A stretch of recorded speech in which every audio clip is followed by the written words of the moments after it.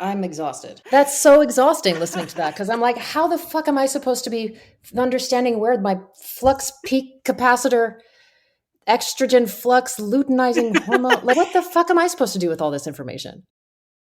I'm Laurel Beversdorf, strength and conditioning coach. And I'm Dr. Sarah Court, physical therapist. With over 30 years of combined experience in fitness, movement, and physical therapy, we believe in strong opinions, loosely held. Which means we're not here to hype outdated movement concepts. Or to gatekeep or fearmonger strength training for women. For too long, women have been sidelined in strength training. Oh, you mean handed pink dumbbells and told to sculpt? Whatever that means, we're here to change that with tools, evidence, and ideas that center women's needs and voices. Let's dive in.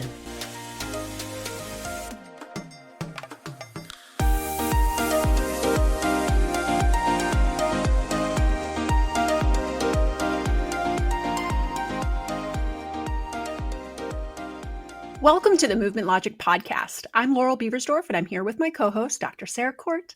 Sarah, let's get right into it. All right. We have a free class that we're running on October 17th, 8 a.m. Pacific, 11 a.m. Eastern. Our free class on October 17th is an opportunity for you listeners to come check us out, check out the bulk of the learning that this course entails, which is twice weekly live classes for 6 full months in which we walk you step by step toward learning to lift barbells, to progressively overload your strength. We also have impact training, and you will come to this live class with or without barbell equipment. It's okay if you don't have barbells. You could bring a broomstick and whatever weights you have. It's free. And yes, there is a replay. It's 2025, people. There's always a replay. I want to say as well, I was just talking with a participant the other day about her experience taking the class. She said, I took that strength class and I immediately knew I have to take this course. She was like, there was so much learning. You guys taught me so much just in one class, not just about alignment and how to lift, but things like what is RPE and how could I use that to figure out what I'm doing. We've also had plenty of people tell us that they've just taken things they've learned from us and then gone and worked on their own. And I love that. So it's a valuable resource. Whether you decide to take the full course or not, you should come take the class. Also, we have another announcement, which is that we're no longer going to be using Facebook as our community gathering place online for the course. We are actually moving over to Circle. Do you want to say a little bit about that, Sarah? Yeah, we had originally chosen to use Facebook only for the reason that it was free and that our course participants could upload videos of themselves, because we do something called a form check where they submit videos and then we give them feedback on their form. So we needed a platform that would support that. And Facebook was the closest, easiest. A lot of people are already on it. Neither one of us is a huge fan of Facebook, but we were just like, all right, I guess we're going to use this for now. And then just recently, a few weeks ago, Facebook announced that they're getting rid of the video aspect. So it's no longer doing anything that we needed to do. So we are moving from Facebook over to Circle. It's super user-friendly. I really like it. So that's happening as well. We're excited to walk away from Facebook. Yeah, and Circle is entirely private. So it's not a public platform. You're not going to be bombarded with a newsfeed of random stuff en route to joining us in our Circle community. You're literally just going to log into your account and you'll be in our community. Yeah, it's like having our own little private club. Yeah. All right. Today we've got a really different episode. I think it's going to be a fun episode, but we're coming at you with another Make It Make Sense episode today. And in this episode, we're looking at an extremely influential figure by the name of Stacy Sims.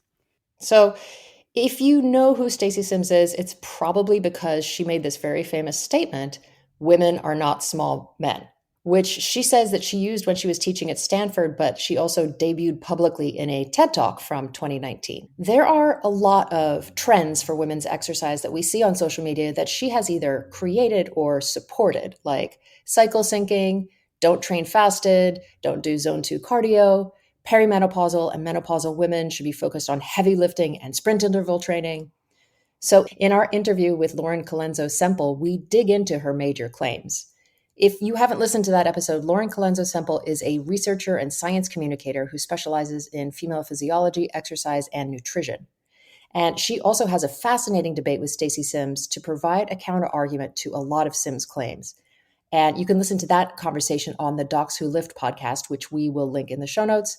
And we're also going to be highlighting some parts of that conversation here today. Cool. Yeah. So Dr. Stacy Sims is a senior research associate at the Sports Performance Research Institute in New Zealand at Auckland University of Technology and holds an adjunct affiliation with Stanford University's Lifestyle Medicine Group. She supervises PhD students, has authored over 100 peer-reviewed papers, and contributes to Stanford's public health and exercise physiology initiatives.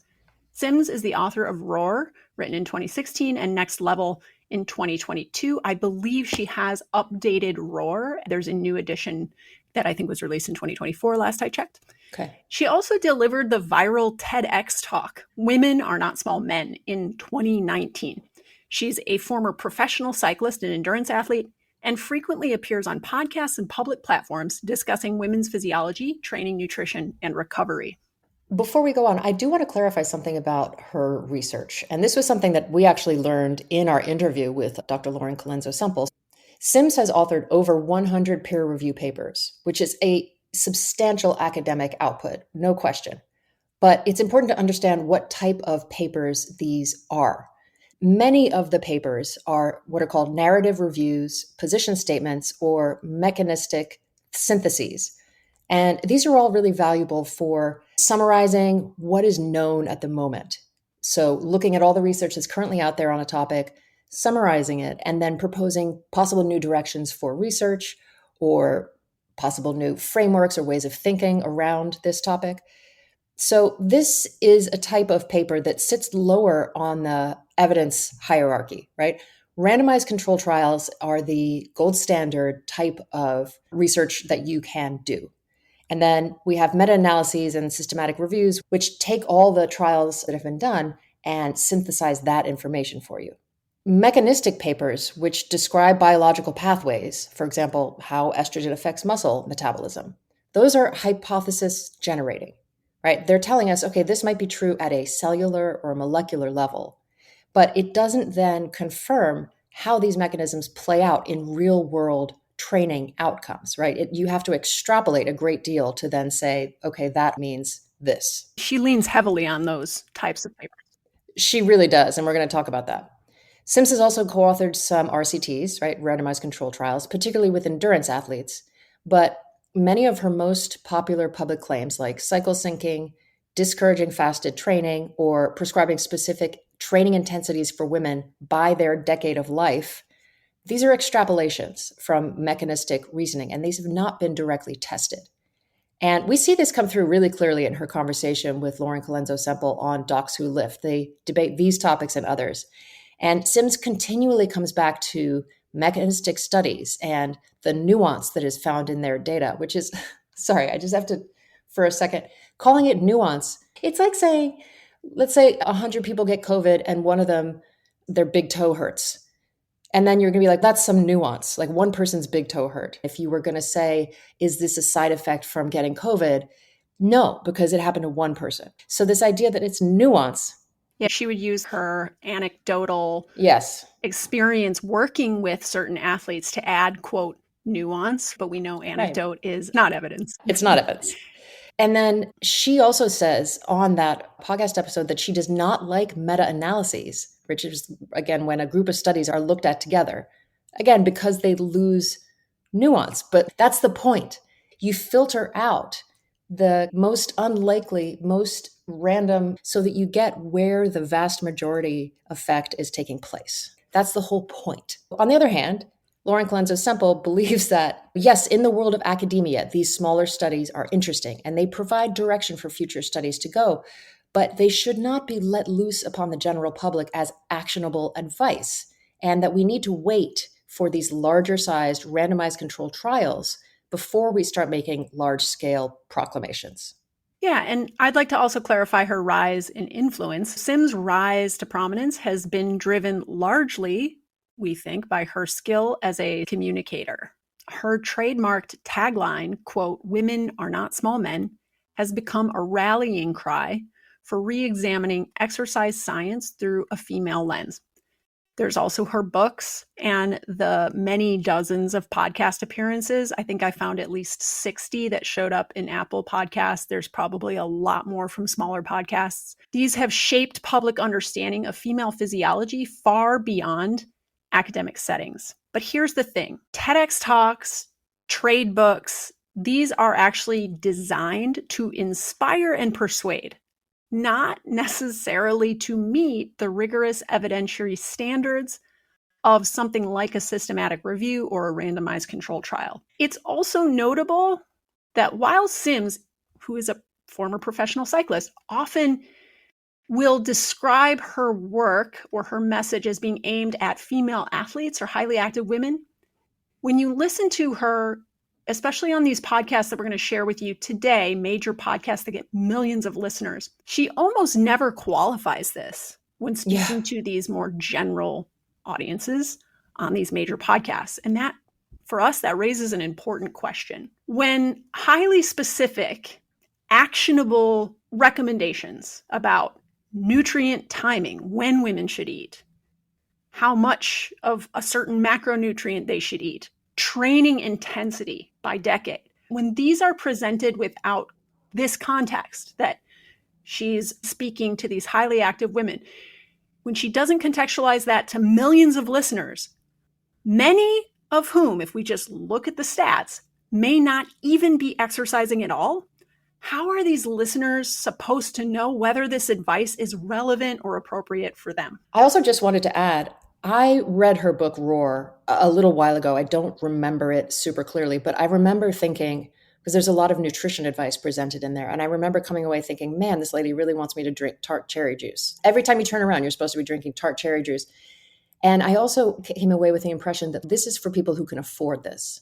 Because it's not, I don't go into Ralph's and buy a bottle of tart cherry juice for $20. These are not cheap options, and exercise is free, really. Yeah. And I came away from reading Roar thinking I really needed to be eating purple potatoes. Oh, yes. Purple potatoes. I've never seen purple potatoes sold anywhere in Huntsville, Alabama. I'd be surprised. You're bringing up a really interesting point, which is that she'll often use an avatar. She'll even call it an avatar, which is like this example person that doesn't really exist, to then give hyper specific, I think bordering on neurotic advice about food that explicitly names very specific and hard to find and also expensive types of foods like tart cherry juice and purple potatoes. And I think of this as a type of dog whistle to the affluent, right? Like she is probably targeting affluent women in her messaging. And so she is sending out smoke signals, dog whistles, whatever you want to call it, to this population of people. There's something aspirational about it. Don't you want to be the kind of woman who wakes up in the morning and has an espresso machine, can afford almond milk, and has the time to be able to prepare your protein coffee the night before? Don't you want to be the type of woman who lives in a type of neighborhood that has the farmer's market that sells the purple potatoes? There's this whole, I don't know, subliminal signaling. Yeah, a lot of capitalism works this way. Don't you want to be this better kind of person? Yeah. You really knocked me out with, don't you want to be the kind of woman who wakes up with an espresso machine? I was like, I would love to be that kind of woman. Right. Yeah. Anyway, we'll get more into that as well. We also want to share something from the homepage of Sims' website, because it gives us a chance to look directly at how she frames her own trustworthiness. So there's a section titled, Why Trust Me? And she writes, in order to remain impartial and factual, I've built my business to be independent of outside influence. My work is funded entirely by sales of my courses and products. I think that needs to be updated, because she is now, there's something that she is on and Starrett is on where they're doing ads. Momentous supplements. Yes. Yeah, she has a whole supplement line, multiple supplement stacks. I guess products count as supplements, but right there, she's telling us her business model depends entirely on what she sells: books, courses, speaking gigs, now supplements. And while there's nothing wrong with selling something, we're selling you something, right? It does mean she has a financial stake in convincing you that her approach is essential and based in science. She can't go on that debate with Lauren Colenso Semple and back down on anything, because it's going to directly impact her bottom line. If she's suddenly a little less confident in all of these things that she's been telling you must do, that's going to impact how she makes money. And this is where the tension between science and branding shows up. A strong brand thrives on a consistent, memorable message. And for Sims, that message is her trademarked tagline, "Women are not small men." It's sticky. It's repeated everywhere. It's one of the main things she's known for. But what happens when emerging evidence shows that women, despite hormonal differences, often respond to diet and exercise similarly to men? If that science starts to get too loud, it's going to risk undermining the very narrative her brand is built on, which makes her much less likely to want to amplify it. Yeah. Okay, in today's episode, we're doing something a little different. Instead of just fact-checking Stacy Sims' claims, we'll link to several episodes in our show notes. Our episodes, our interview with Dr. Lauren Colenso-Semple. We're also going to link the Docs Who Lift debate between Lauren Colenso-Semple and Stacy Sims, and then an episode on barbell medicine where the host interviewed Lauren Colenso-Semple post-debate. So if I were to suggest an order in which to listen to these episodes, it would be in this order. You're already listening to this one. So listen to this one, then go back and listen to our interview with Dr. Lauren Colenso-Semple. Yep. Then listen to her debate on Docs Who Lift. Then listen to barbell medicine. And then, go back and listen to our Hot Flashes, Cold Facts episode, which is more tangentially related. But if you really want to understand the crux of these debates, that's the order in which I would recommend you listen. Are you the kind of woman who wakes up in the morning and listens to 5 podcast episodes? Or you have breakfast? Oh, gosh. That's not good for you, according to Sims. Okay. So today in this episode, we're going to do things a little bit differently, although I will say we have done something similarly in the Make McGill Make Sense episode.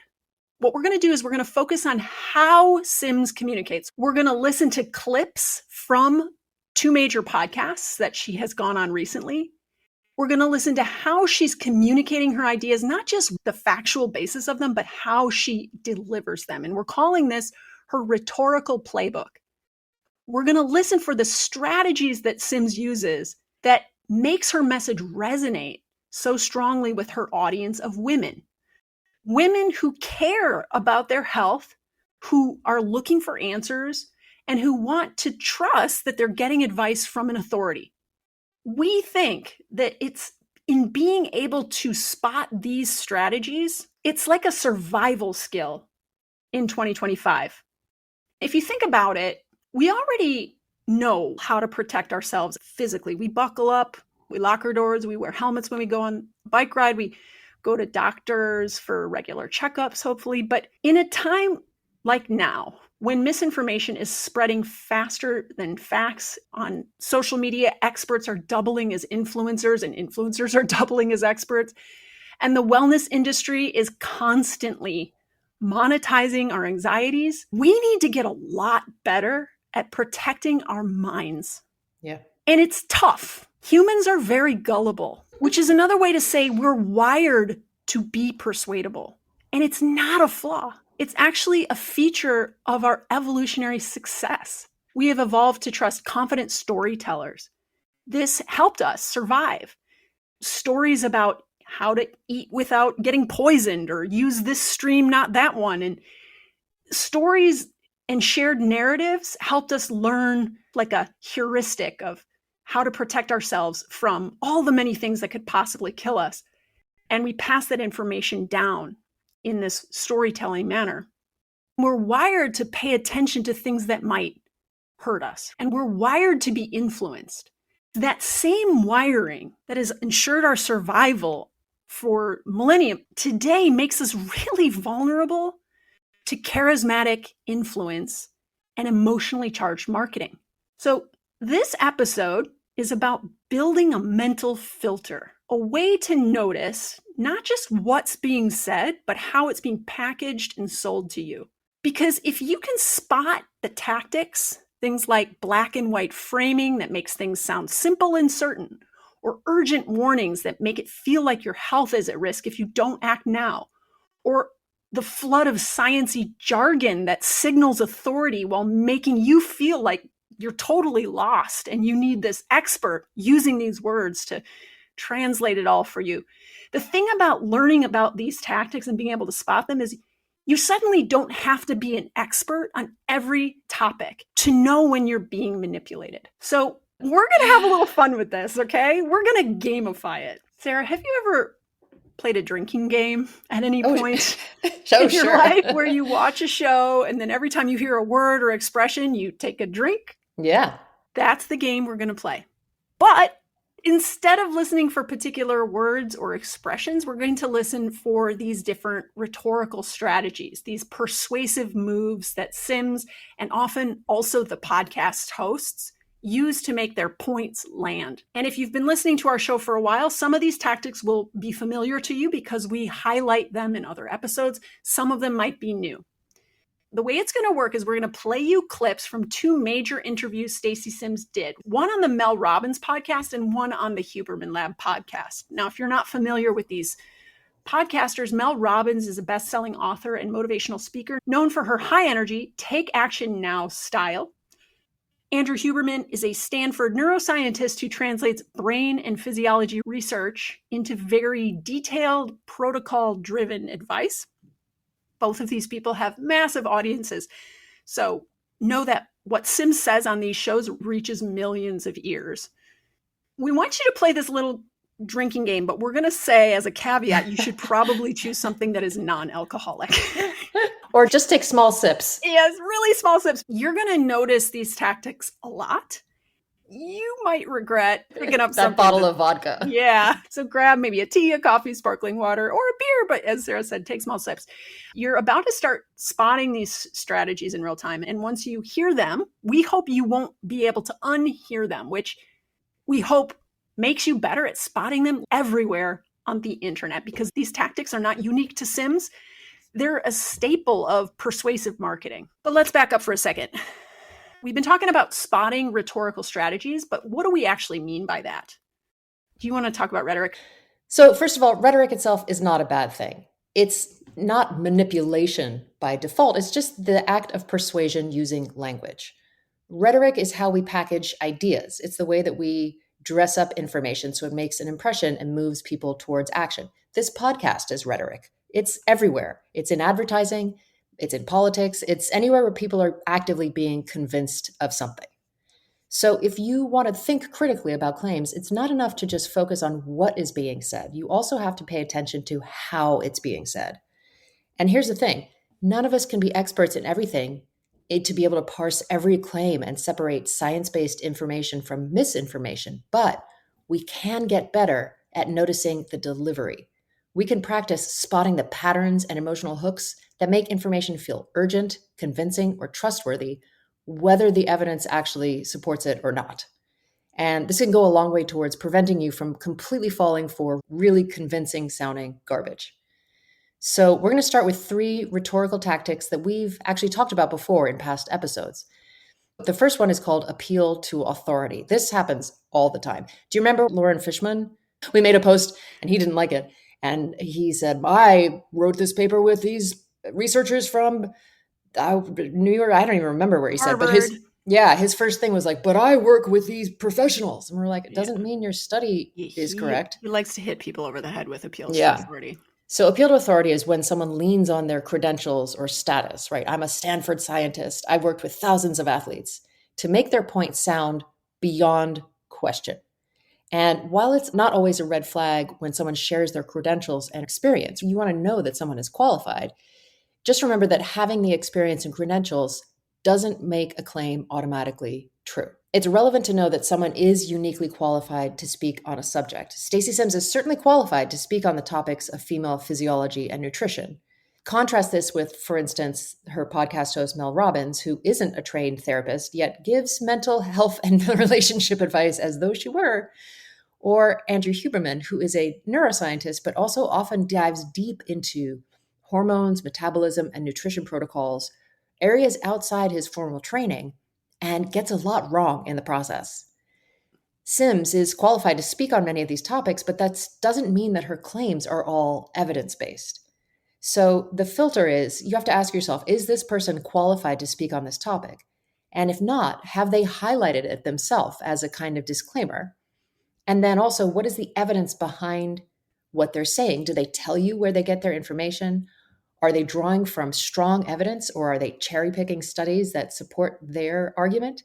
And then finally, do their claims line up with expert consensus, or are they just completely coming out of left field? Yeah. So, rhetorical strategy number one, which you just heard about, is appeal to authority. The next one we're going to talk about is fearmongering. Fearmongering is when a speaker uses language designed to make you feel anxious, unsafe, or at risk if you don't take their advice. It often shows up as if you don't do X, this bad thing will happen to you. Sometimes paired with scary sounding science terms or dire predictions about your health. Fear is a powerful motivator. We're wired to protect ourselves. It's very attention grabbing. It primes you to act, which is why it's such an effective rhetorical strategy, specifically in health and wellness marketing. But fear also shuts down critical thinking. It can make you feel like urgent action is the only option, even if the evidence for that action is pretty weak or mixed. So when you hear phrases like, this will tank your metabolism, your thyroid will downregulate in 4 hours, your bones will be like chalk if you do zone 2 cardio, this is fear-mongering. The filter here that you're building is to pause and ask, is this risk real? Is this well documented? Is this likely to affect me? Or is this being exaggerated to push me toward a product, a protocol, or a worldview? And here's a bonus red flag. Anytime someone says or makes you feel like everything you've been doing is wrong, especially about huge topics like diet and exercise, which have been studied extensively for decades, this is a massive red flag. It should signal to your brain to activate its filters and get very skeptical of everything this person is saying, because big claims require big evidence. Okay, so our third rhetorical strategy is something called absolutist framing. Now, absolutist framing leaves no room for nuance, context, or individual preference. And that's partly why it's so persuasive. It sounds confident and definitive, which can feel reassuring because it removes uncertainty. But once you get past the most basic recommendations, like the minimum protein to avoid deficiency or the CDC's recommendation of 150 minutes of weekly cardio, human needs vary widely. Goals, training history, dietary restrictions, medical considerations, schedule, and preferences all play a part in what is best for someone. So when someone offers a single rigid prescription for all women or for all older adults, that's a red flag. It oversimplifies a very diverse group of people and their needs. A more evidence-based communicator will leave space for individual differences with this idea that it depends. For example, perimenopausal women and menopausal women must lift heavy to build strength and improve bone mineral density. Contrast this with heavy lifting is one way to build bone and improve strength, but light and moderate weights can work as well as long as the sets are challenging. Therefore, choose the style that works for you. Right? Do you see the difference? Like, absolutist statements create this pressure to comply and set people up to feel like failures if they can't follow every rule. Whereas evidence-based statements leave room for flexibility and for choice, and that's what makes them more realistic and, frankly, responsible. All right, we are going to get into these clips with our filters on, and we're listening this time for these 3 rhetorical strategies: appeal to authority, fear-mongering, and an absolutist framing. Black and white, it must be this way. Got your beverage? You're going to take a sip every time your ears spot one of these tactics. We're going to start with about 2.5 minute clip from the Mel Robbins podcast. This is the very top of the show, and this is Mel introducing the guest and episode topic. Sarah, what are you drinking today? I'm the kind of person who has multiple drinks at the same time. So I have water, I have tea, and I have my breakfast smoothie. Nice. What do you got? I've got coffee. It's Nice. getting a little cold. And my bulky mug. Nice. Little merch endorsement there. We'll link that bulky mug in the show notes. Yes, please do. Okay, here we go with Mel Robbins, opener to the Sims interview. You're listening for appeal to authority, fear-mongering, and an absolutist framing.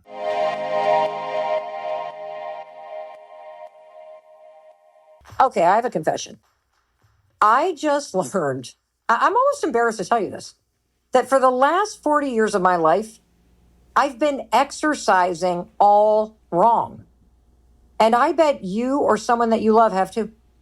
And I just want to break this down because the conversation that I just had with the expert that you're about to meet, who is on the faculty at Stanford, has a PhD, 107 peer-reviewed research studies, she is going to break down all of the mistakes that women are making when it comes to nutrition and exercise. I mean, this is going to blow your mind. After learning everything that she's about to share with you based on all of her research, I, as a woman, I feel like I've been gaslit by bro science and the male fitness industry. For real.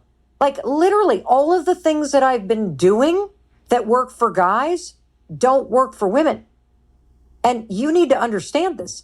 I mean, this is one of the most life-changing conversations I have had since I started this podcast over 2 years ago. Starting tomorrow, I am a different person because I understand why my husband can do certain things. Next thing you know, he looks great. I do him? Nope. And have you ever heard that saying, abs are made in the kitchen? That's not true if you're a woman. So if you're wondering why all the cardio in the world isn't working, why the nonstop yoga and HIIT classes are just not hitting, it's because you're exercising like a dude. It's time that you wake up and realize, like our expert says, women are not small men. Women have fundamentally different biology. In fact, even our muscular structure is different. And so she is going to take you and me down the list of all the things that we have been told to do that are actually backfiring. That cold plunge, you and I are doing it wrong. The reps you're doing with all those weights, doing them wrong. Intermittent fasting, probably not for you. And if you, like me, have worked out on an empty stomach, you're never going to do that again. You're about to learn how to get better results in less time and less effort, working with your female body, not against it. It's time for you and me and every single woman in your life to start exercising like a woman needs to.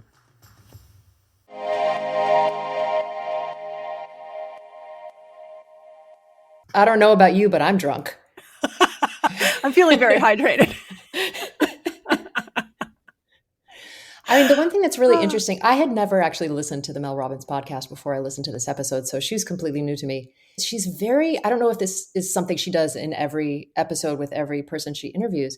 She's so evangelical. Yeah, she's super evangelical and she's super flattering. Yes. She really is like a hype girl for the guest. Yes, big time, which is a problem if you're hyping something that it shouldn't be hyped. It's a little bit of that absolutist framing tactic. I mean, it was all absolutist framing. You're doing it wrong. This is wrong. Everything's wrong. Yeah. The part where she says, for the last 40 years of my life, I've been exercising all wrong. I'm like, that's a bit much for your, that's not actually, like, that's actually an exaggeration. Stacy Sims is not coming on and saying you've been doing it all wrong for your entire life. I think it's important to clarify that these are Mel's words, right? Yes, yes. So she's out here just ringing the bell for Stacy. She's when you go to a big concert and there's the team of dancers behind the singer, like she's all 20 dancers, just like going for it. Yeah. Yeah. Man. She really sells hard, right? Yeah. I guess if this is the beginning of the episode, she's trying to get people to listen to the episode. So she has to hype it up a lot to make it sound like something you need to stop. I mean, she doesn't have to hype it up this much, though. This is a tactic unique to Mel. She is going to hype it a lot. And she's going to use a lot of absolutist framing to do it. So let's start with the appeals to authority. Yeah. The expert that you're about to meet on the faculty at Stanford, PhD, 107 peer-reviewed studies. These are all true about Stacy Sims, but you could see how as a listener, this would really strike you as being a very important, knowledgeable authority on a topic they're about to learn about. So expert, faculty at Stanford, PhD, 107 peer-reviewed research studies. It's easy to hear those words and go, this woman is only going to deliver the facts. And the thing is, it's not bad to have credentials. Like plenty of people with all these kinds of credentials do go on to just present the facts. But it's also important to know that it doesn't automatically mean that's what's going to happen. What about the fear-mongering? Did you hear any of that? Oh my God.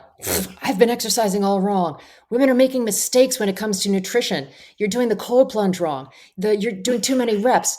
You should stop intermittent fasting. Don't work out on an empty stomach. Don't ever do that again. It's terrifying. I'm like, oh my God, I've been living my life completely incorrectly this entire time. Yeah, you've been exercising all wrong. And I bet you or someone that you love has to. It's like now your responsibility to save your loved one. Everyone's going down. What about absolutist framing? Oh God, this whole thing of all of the things I've been doing that work for guys don't work for women. Right. Which is actually just not true. I'm really literally everything. Where I got confused is when she was like, so if you're wondering why all the cardio in the world isn't working, why the nonstop yoga and HIIT classes are just not hitting, it's because you're exercising like a dude. And I was like, wait, so are dudes doing nonstop yoga and HIIT classes now? Because I thought... I don't remember seeing a ton of dudes in my yoga class or even in a HIIT class. Right. Yeah. I mean, is that like the prevailing belief that I don't know? That's what men's exercise is, and that's what women have to stop? Because I'm confused now. Because I actually thought that. I think we start to run into problems when we tell women to exercise like women in general, right? I think we run into problems when we tell people to exercise like women or men. Why do we have to? Right. It's basically, for the most part, it's really the same. Yeah. Your needs are the same. Another thing, this isn't a rhetorical strategy that we're having you drink to, but I think it's something worth listening to from Mel Robbins specifically, where she'll do what's called future pacing. So future pacing is a persuasive tactic where the speaker wants you to imagine a specific desirable future outcome. It's really common in self-help languaging. And it's usually one that results like this future desirable outcome when you take action now and you take the action that they're recommending. And it works. It's a persuasive tactic because it activates our imagination. It makes us feel like emotional and aspirational about like this outcome that we really want compared to the reality we find ourselves in, which Mel Robbins will often also paint our reality as being really bad, right? Like the way you've been exercising is all wrong. And you're going to hear this level of emotional escalation and exaggeration from her a lot in a way that paints like what's going on right now with you is wrong. So wrong. And if you take this advice now with urgency, you're going to step into this much more appealing, idealistic future. It's called future pacing. So she goes, starting tomorrow, I'm a different person, right? Right. It also feels a lot like, what was that book that was super popular maybe 10, 15 years ago that was basically like, if you can imagine it, it'll come true. Mm. And so you were just supposed to visualize this perfect future and it would just show up. And I'm like, I would like to imagine a world where I wake up as a woman with an espresso machine. Like if I just keep imagining that world, starting tomorrow, am I a woman who wakes up with an espresso machine? You should want to have an espresso machine because that signifies affluence, right? Our fourth tactic, which we have not told you there will be more tactics, but there are going to be a total of 5 tactics. This one is called pseudo-feminist virtue signaling. I think it's a good one to listen for, especially when we're looking at grift, misinformation, pseudoscience spreading around menopause. Okay, so Sarah, did you hear any pseudo-feminist virtue signaling in this clip? Oh, good Lord. Yeah. Let's define what we mean by that. So feminism, at its core, seeks to challenge and dismantle systems of power, discrimination, and cultural norms that perpetuate gender inequality. Pseudo-feminism can be thought of as something that uses the language, imagery, or moral authority of feminism, but doesn't actually advance women's equality or freedom in a meaningful way. Virtue signaling is the act of publicly displaying your moral stance, values, or commitments, not necessarily to create real change, but primarily to be seen as virtuous. In other words, it's less about making a meaningful difference to a problem and more about being recognized as someone who has the right views or cares about the right causes. The more you start unpacking claims Sims makes, the more you might start to see how they aren't actually good for women at all, but they're frequently championed in that way. And when you drill down, a lot of her claims aren't good for women because they aren't strongly evidence-based. They're overly prescriptive and rigid, and therefore less accessible They're also often frequently fearmongery around things like weight gain and appearance. Insecurities, marketing strategies frequently target. So instead of helping, we feel Sims' advice often serves to create a lot of confusion, fear, and just more rules to follow. Rules that we think make women feel like they're constantly doing it wrong. They're doing exercise and nutrition wrong. And none of this is actually good for women. It's bad for women, but it's dressed up as feminist. Pseudo-feminism wears the costume of women's empowerment, but ends up making women's lives harder. And we call it virtue signaling because its purpose is to earn our trust. Sims and Robbins present themselves as champions of women. They're finally telling us the truth and fighting back against bro science. But what is actually happening is that through this rhetoric, they're pulling us deeper into their ecosystem of influence. And the grand irony, one of the main messages is to exercise like a woman, not a man. But where have we heard this advice to exercise like a woman? Yeah. Or do anything like a woman before, Sarah? Oh, man. Yeah. Pink dumbbells, anyone? How about that pen for women that came out a little while ago? Stick to yoga. It'll make you ageless. And Pilates is going to make you long and graceful. lean. Yeah, Pilates, long and lean. Mm-hmm. Answer body. Yeah. So if you listen again to the previous clip, you will probably hear a ton of feminist virtue signaling. We're going to go on to another clip right now from the Mel Robbins podcast, where you will probably hear some more. So for this clip, you are listening for pseudo-feminist virtue signaling.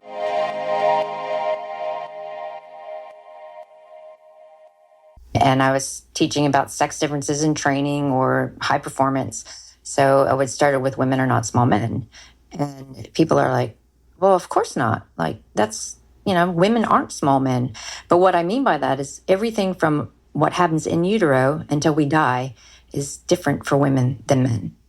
So when we talk about women are not small men and we see all the guidelines that are out there for exercise, all the guidelines out there for mental health, for the connections, the sociocultural pressures, we experience things differently as women than men do, but that's not ever really explained. So when we say women are not small men, it makes people take that pause and ask, well, what do you mean by that? What topic? So today, what I mean by women are not small men is we're going to dive into exercise, especially how what we do should change as we move through our lives. What does that motto, women are not small men, mean in practice? I think when we look right now at what's being portrayed in social media, fitness trends, the medical trends, all of that data is really drawn from men and just generalized to women, which is a huge disservice. So I want women, especially you as a listener on this podcast, to take a pause whenever you see a new trend come up or someone pushing something, to just go, well, where did this originate? How does that appropriate for me as a woman in my phase of life? And when you take that pause, you begin to have an objection to some of the things that are being pushed on you and an objective view of how you should approach things to make it beneficial for you.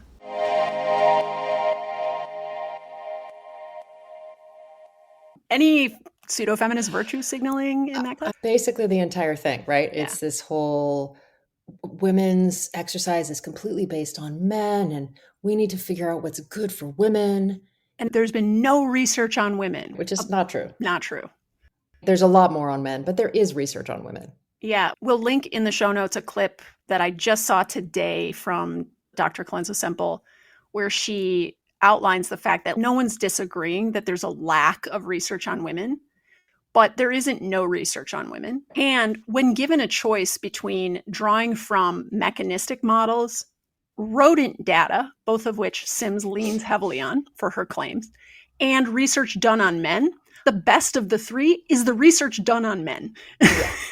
Yeah, for real. And we don't have no research on women either. That's hyperbolic. And it's an exaggeration designed to make you feel outraged. It's not true. It's not true. And ironically, we're actually doing exactly what Sims is asking us to do. We are taking a pause and we're asking how what she is recommending to us, right, the women she's advising, whether it's appropriate or true, And I got to say, we've certainly started to have some objections to some of the things that are being pushed on us. Okay, so next, we're going to have another clip from Mel Robbins where she sets up the premise of the conversation by pointing out that she says all, she very frequently uses exaggeration and emotional escalation as a strategy. So most of the research on exercise, nutrition, and health has historically been done on men. And because of that, she argues, we don't fully understand how these practices affect women whose hormones, physiology, and body composition are different. And she frames the episode as a step-by-step process to debunk the assumptions people have made based on male data and to teach women what they really need to do to work with their bodies instead of against them. So this primes the listeners to expect that what they've been doing is wrong and that this conversation will reveal a new female-specific way forward. So we're going to be listening for fearmongering, absolutist framing, and that's pseudo-feminist virtue signaling in this next clip.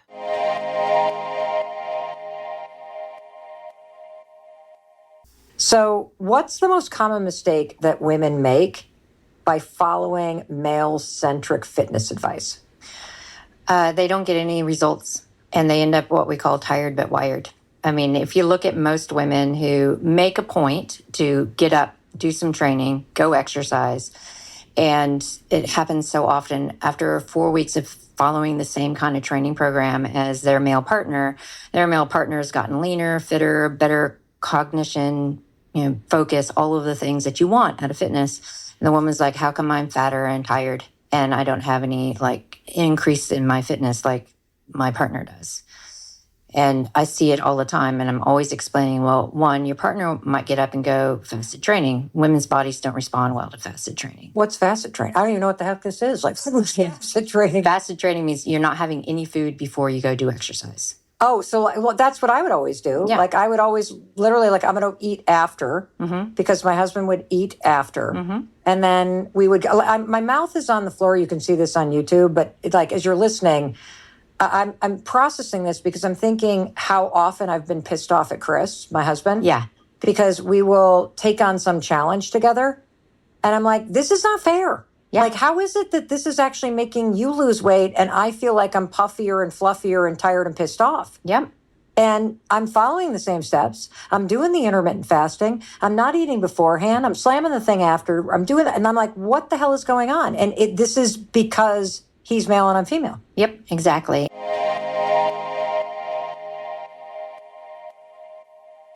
Okay. Have you been drinking? I gotta say. Go ahead. You go first. I have exercised in lots of different ways throughout my life. There's been periods in my life where I did a ton of cardio. There's been periods in my life where I did a lot of yoga.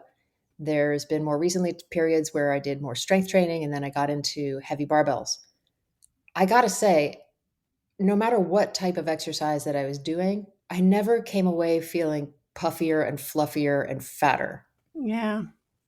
Fear-mongering much? I don't think that happens. I don't think that happens. That's my opinion. But I know that exercise is not the best way to lose weight, right? We know that weight loss, right? Because she's saying she's fatter. Weight loss is calories in, calories out. And we've talked about that a lot this season. And in particular, it's still true for women going through menopause. It's not like this hormonal shift suddenly makes it impossible to lose weight.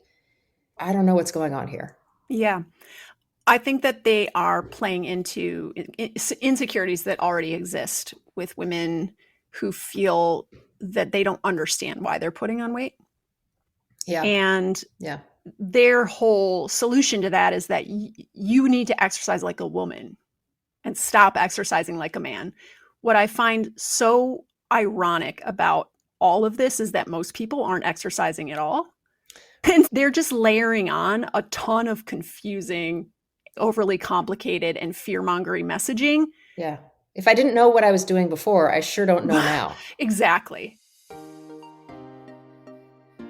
Strength and impact training are two of the most effective ways we have to improve bone density and reduce osteoporosis risk. Our 6-month live online course, Live for Longevity, combines both. We use barbells to train progressive strength through all intensity levels, and we teach a progressive introduction to impact training with options for what your body needs. With Live for Longevity, you get a whole body program that doesn't just go through the motions, but actually teaches you how to strength train so that you gain a new skill for life. Over 200 women in their 30s to 80s have already taken the course, building strength, confidence, and resilience within the comfort of their homes. Want to try it out? Join us on October 17th at 11 a.m. Eastern, 8 a.m. Pacific for a free sample workout from the program. If you already have a barbell, bring it along. If not, bring your weights and a dowel or broomstick. You'll get live coaching and technique feedback if you'd like, or keep your camera off if you prefer. Can't make it live? We'll send you the replay. Click the link in our show notes to sign up. So for fear-mongering, she'll say stuff like, what happens when women make the mistake of following male-centric fitness advice? I'm paraphrasing. And she goes, they don't get any results. First of all, they have never defined what they mean by male-centric fitness advice. If we go based on the intro at the top of the show, it's HIIT and yoga. There's pseudo-feminist virtue signaling. They're just saying male bad, my stupid husband, he gets all the results. Female good. So if we knew what male-centric fitness advice was and we followed it, we would get no results. And also, if we knew what kind of results she's talking about, is she talking about weight loss? Is she talking about, it's very frustrating. And also, exercise is not the best way to lose weight. Like the focus of a lot of this conversation seems to be about weight loss in particular. Mm-hmm. But there's very little mention of, I mean, in this clip, there's no mention of maybe you felt fluffier and puffier because you were eating more. You were not in a calorie deficit. Exactly. This whole idea of like tired and wired. I'm sorry. Have you seen outside lately? Like, I think we're all living a little tired and wired just because it's 2025. It's not because we're all exercising like men. Exactly. Exactly. This whole idea of pseudo-feminist virtue signaling is her talking about how when she works out with her husband and he gets all the results and she's doing all the same thing as him and she doesn't get the results. And, you know, what the hell is this because he's male and I'm female? And without pausing for a moment, Sims goes, yes, exactly. That's why. Yeah. Right?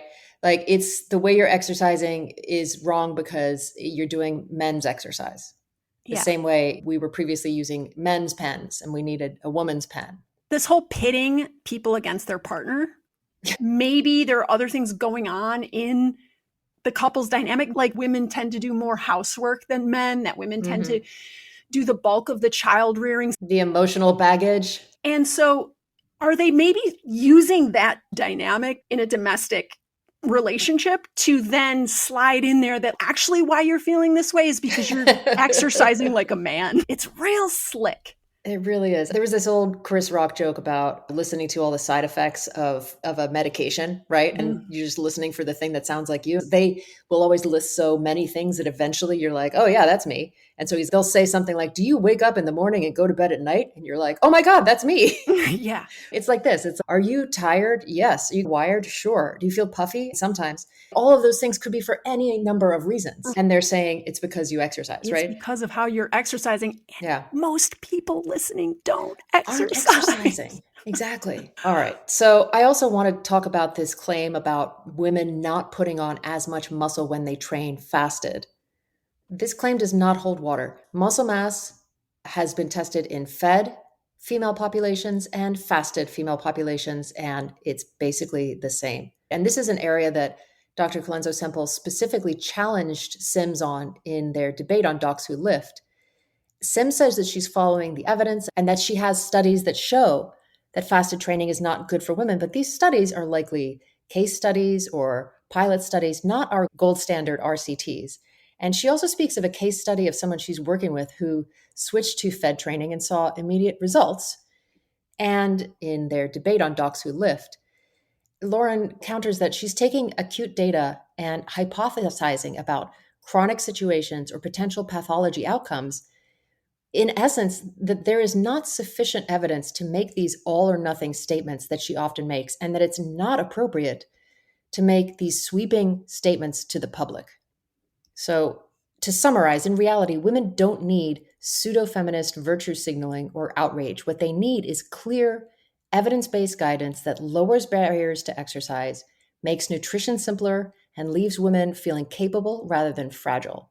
Yes, we need more research on women, but also no, we don't need you to lie and say there's no research on women so that you can feed us a lot of bullshit information based on much weaker evidence in favor of the much stronger evidence that we have that was actually done on women.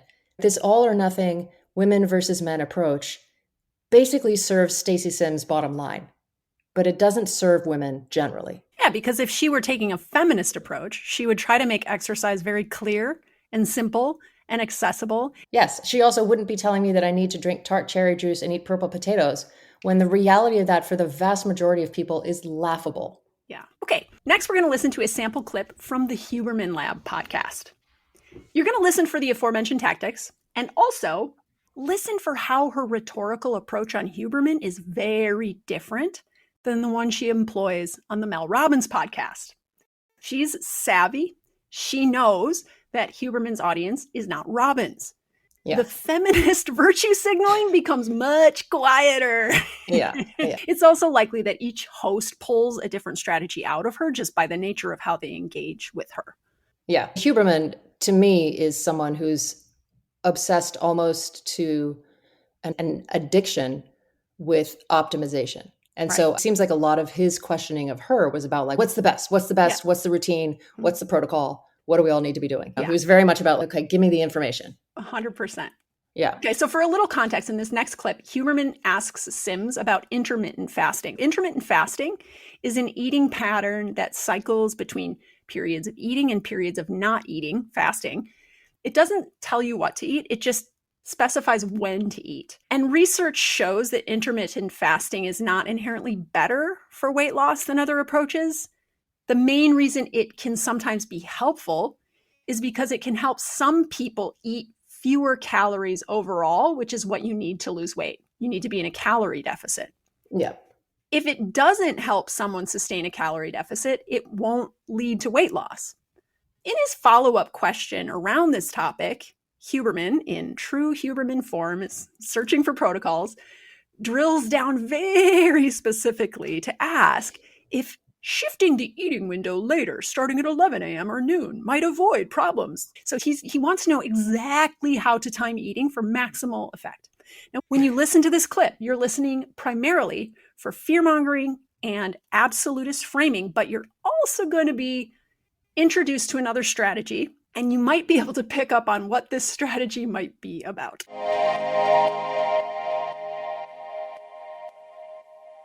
Two questions.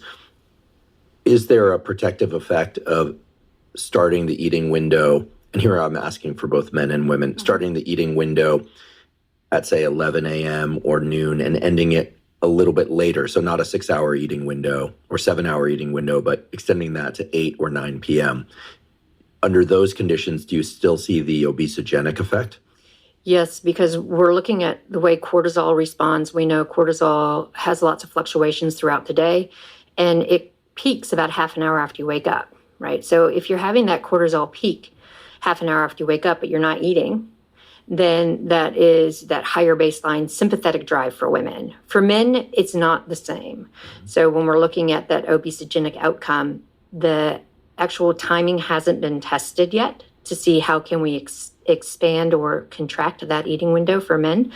But for women, because of that cortisol peak that right after waking up, women tend to be already sympathetically driven. So then they walk around more tired but wired and have a really, really difficult time accessing any kind of parasympathetic responses down the way. Where if you have something really small where you're bringing blood sugar up, then it's signaling to the hypothalamus, hey, yeah, there's some nutrition on board. And then we can start our day.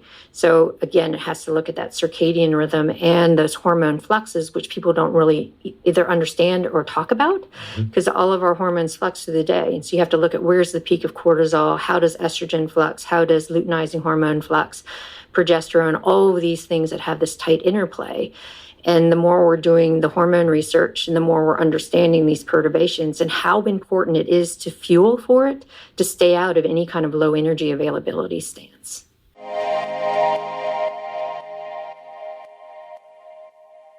I'm exhausted. That's so exhausting listening to that, because I'm like, how the fuck am I supposed to be understanding where my flux peak capacitor, estrogen flux, luteinizing hormone, like what the fuck am I supposed to do with all this information? You're giving away the strategy. No, it's okay. It's okay. Let's go into the fear-mongering and absolutist framing. So I'll talk about the fear-mongering. Huberman asks, under those conditions, do you still see the obesogenic effect? Now, if I remember correctly, this is the first time we're hearing the word obesogenic. And Yeah. it's not a common word, but you hear there's obese in it. So now he's suddenly starting to talk about, oh, you mean this is about obesity? Like non sequitur a little bit out of the blue, because I think up until this point in the interview, they weren't talking about obesity. So under those conditions, you still see the obesogenic effect. And so listeners' ears perk up. I don't want to be obese. Yeah. And to continue on with the fear mongering, Sims talks about them walking around more tired but wired, right? There it is again. And they have a really difficult time accessing any kind of parasympathetic responses down the way, right? This is what happens when women don't eat right away when they wake up, is that they walk around tired but wired, and they have a harder time accessing any kind of parasympathetic responses. So if you know what parasympathetic means, you're like, oh, so I'm just not going to be able to relax, right? Of course, women might be feeling pretty anxious in their lives for a wide variety of reasons. And now what they're being suggested is that it's because you're not eating breakfast right away when you wake up. But in reality, why are women walking around anxious? I mean, I think we've talked about that a little bit. The other thing is, I don't know the numbers, but I think when they look at sleep data, people do not get enough sleep just across the board. People are not sleeping enough. So this whole, I'm tired but wired. Yeah, I'm tired because I didn't sleep enough. And I'm wired because I had 3 cups of coffee because I didn't sleep well enough, not because I didn't eat right away. Yeah, we have talked about the social determinants of health. Yeah. Sims, Huberman, Mel Robbins, you will almost never hear them talk about the social determinants of health, which have to do with income and economic disparity, where people live geographically. We should do an episode on it. Yeah, we really should. The reason is similar to why they never talk about the boring basics, without sprinkling a whole lot of complexity onto them, like sleeping, eating balanced meals, exercising, right? Those are mostly free ways to see the needle move significantly on things like health, body composition, right? All of the outcomes of interest. And likewise, the obstacles to people being able to do those things aren't that women aren't eating right away in the morning. It's not that women are exercising like men. It's probably more about access, right? Yeah. Access to time to be able to exercise, access to spaces in their community to be able to access to affordable childcare to be able to exercise. They never want to talk about that. Why? Yeah. You can't make money off of it. You can't make money off of it. Sarah, do you want to speak to any of the absolutist framing that we heard in this clip? Yeah, this idea, we know that cortisol peaks half an hour after waking up for men and women, right? But it's saying that women are already like really sympathetically driven. I'm like, that's not the case, I don't think, for everybody. We're walking around, we're just total stress cases because of cortisol. It's because we didn't eat. Yeah, it's not because of all these other things. Exactly. So very black and white. And then another example is when she talks about the interplay between cortisol, estrogen flux, luteinizing hormone, progesterone. We have a word salad here that we're going to discuss, but she's talking about how this hormone flux is really at the bottom of why we feel shitty. We're going to talk about the peppering of these really technical, sciencey sounding words in a second because it's its own tactic. But trying to connect women's suffering, women's anxiety, women's feeling of just not good enough, not pretty enough, whatever it is that's playing into women just feeling bad, to hormone flux is so, it's like reducing women to one thing. Where have we ever heard that happening before? Well, and here she's not even saying that this is for like menopausal or perimenopausal women. She's saying all women. Yeah, it's very absolutist. Yeah. All women. So women are a monolith. Basically just boil them down to hormones. It's supposed to make us feel special, feminist sounding. Oh, finally someone's talking about women's needs, women's health. But it's not feminist at all. Nope. Because it's treating us as a monolith. All women are like this. And it's reducing us to hormones, simplifying us. I don't have a whole ton of hormones in me anymore because of various reasons. And I think I'm still a woman. All right. So you probably heard, and Sarah hinted at this, that our fifth rhetorical strategy that we're going to be listening for that proliferates the entire Huberman Lab podcast series of episodes. Yeah. And Sims leans really hard into this strategy everywhere she goes, is called mechanism theater. So here's what we mean by mechanism theater. Mechanism theater is on full display in this interview with Huberman. So if Robbins throws fuel on the pseudo-feminist virtue signaling, Huberman throws a lot of Parmesan on their shared love of mechanistic word salad. In science, a mechanism explains how something might work. So the step-by-step biology behind a claim, the molecular pathways, right? An effect, by contrast, is what actually happens to people, to their bodies. It's looking for the outcome of interest. When you test that claim, right? What is the effect? So we have the mechanism that explains how it works, and then we have the effect that is the outcome of interest. So take one of Stacy Sims' signature claims, women shouldn't train fasted. She'll often support this with mechanistic reasoning. She'll talk about cortisol rising, thyroid downregulating. And these are interesting sounding hypotheses, but when we look at outcomes, when we look at studies done on women, they show that women gain strength, maintain lean mass, whether they train fasted or fed, as long as they meet their daily energy and protein needs. So this is why Sarah and I call her style mechanism theater, right? When you hear someone like Sims or Huberman string together words like kisspeptin neurons, sympathetic drive, oxidative fibers, it sounds really authoritative. It's overwhelming, but it's also opening you up to maybe trust the conclusion that's being proposed without asking too many questions because it's all just too complicated. And here's the thing. Most scientists aren't trying to confuse you. Mechanistic language is a language that scientists use. They use it at work. They use it in the lab. Sometimes they might forget how foreign words sound to non-scientists. And when this happens, really the impact is the same, whether it's on purpose or it's not on purpose. It creates a, I think, sense of anxiety almost, right? Like an anxiety that bypasses our skepticism because, holy shit, I really don't understand this. I really don't understand what's going on with me. I really don't understand my body and why I'm feeling the way I'm feeling. But effective science communicators, not all scientists are effective science communicators, right? Effective science communicators translate the mechanism into something practical and simple and understandable, and they show you the evidence that supports it. So if you want an example of this done really well, check out our interview with Lauren Colenso-Semple. She's absolutely brilliant at making the science clear without drowning you in jargon. She really is. She's very skilled. So we already talked about this a little bit, that the research that we have on training fasted versus training fed, the research, the actual outcome in studies on fat loss, muscle gain, and strength show no meaningful difference between fed and fasted training, right? So whether you eat before you work out or you don't, there's no meaningful difference. What does matter most is hitting your calorie and protein needs over the course of the entire day. So when Sims turns this into a hard rule, backed by scary language about cortisol and thyroid, it's not empowering. It's this pseudo-feminism again, right? It takes a real truth that women are often pressured to undereat.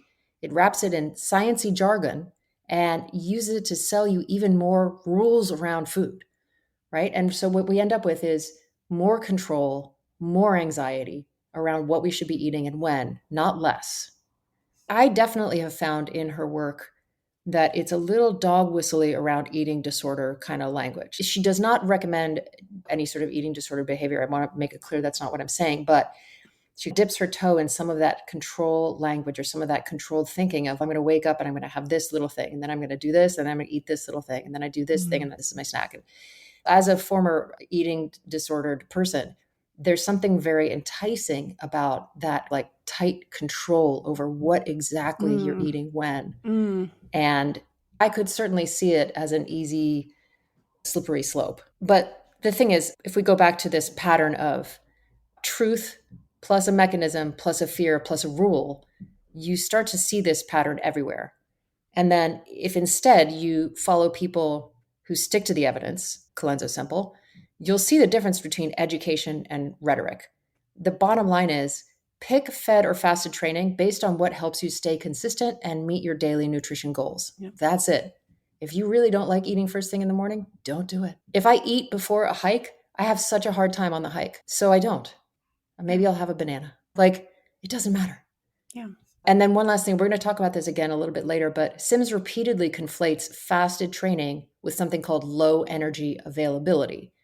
Now, low energy availability is a chronic state of underfueling. It's the kind of thing that happens when you actually are anorexic. These are not the same thing. And that conflation seems to be what most of her argument actually rests on. Yeah, I find this conflation stunning. So we're going to listen to 30 seconds of the clip we just listened to so you can hear her make this conflation. So I want you to listen for when she talks about circadian rhythms, which are daily rhythms, and then how she equates this with low energy availability. So circadian rhythms as in daily hormone fluctuations and choices made around when you eat on a daily basis with low energy availability. So here we're just going to listen to that one part again.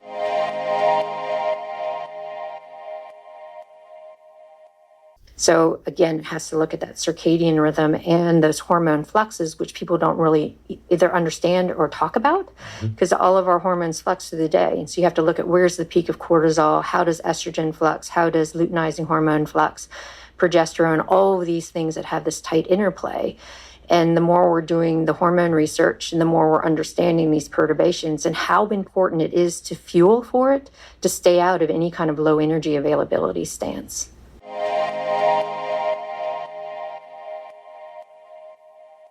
So let's actually take a look at this conflation. So low energy availability is a chronic state where you consistently undereat relative to your training load, day after day, week after week, month after month. It's chronic underfueling where you are not supplying your body with enough nutrition for it to be able to handle your exercise stress. And it really does cause problems for women, especially female athletes. Things like stress fractures, loss of a menstrual cycle, overtraining syndrome, mood disturbances, and increased injury risk. This is very prevalent amongst female athletes who are motivated to be smaller. So this could be gymnasts, it could be runners, it could be any type of endurance athlete where the smaller you are, right, the easier it is to move your mass. Dancers. So this is a chronic state to get into and stay in and be in. And it's not about circadian rhythms of eating. So yes, if over days, weeks, months, you are not meeting your body's fuel requirements, you are at risk of low energy availability, but you can easily meet these fueling requirements long term and also be intermittently fasting day to day.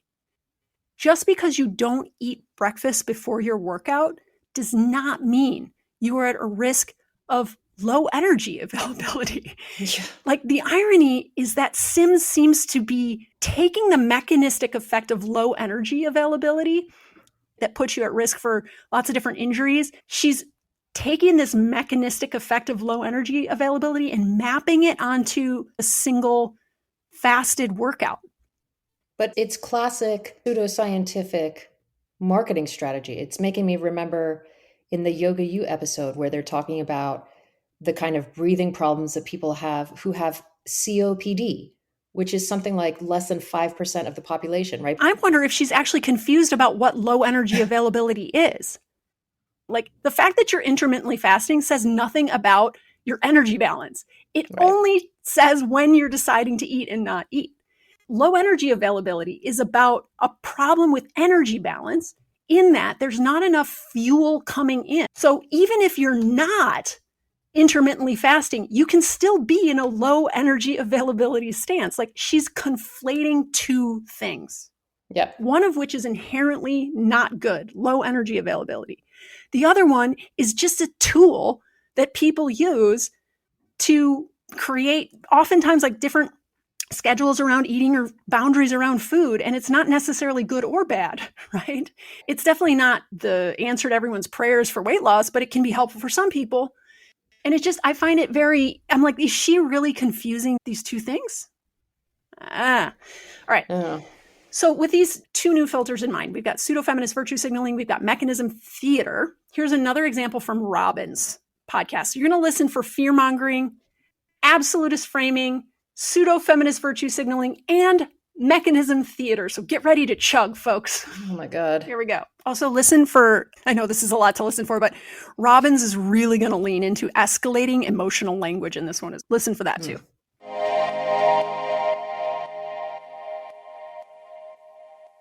So, Dr. Sims, so if you've been brainwashed like I am, and you're exercising because you are trying to like lose weight or you're trying to look thin, what is happening if I continue to go down that route where I don't eat before I exercise and I'm basically starving myself and I'm going for my walk and I'm delaying food? You lose muscle.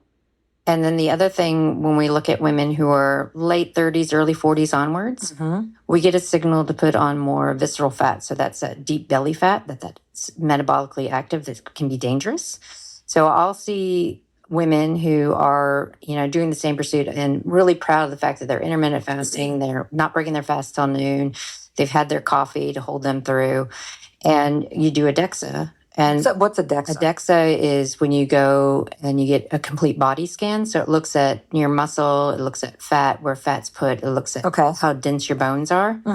So we see their DEXA results. And on the outside, they look healthy, right? But on the inside, it's a bit of a scary story where we see low bone density, we see an increase of fat accumulating in the belly area, which means that it's more what we call metabolically active. So you see a change in your cholesterol. So you have more of the, quote, bad cholesterol that's elevated. You have more inflammatory markers, which is a predisposition for diabetes. We see insulin resistance. So I know that there are listeners and maybe, you're thinking about, well, I've been doing this forever and I don't have any bad blood markers. What's going on? I didn't say that it necessarily comes out. That's the worst case scenario. But when we look at what's happening on the inside, I don't want your bones to be like chalk, and I don't want you not to have muscle to be able to get up and run after your grandkids or carry your groceries into your house. So if we just make that small change by having some food first thing and then carrying on with your day, you're going to get the impetus to build muscle. You're going to get the impetus to keep your bone, and you're going to be able to reduce the signaling for that deep belly fat.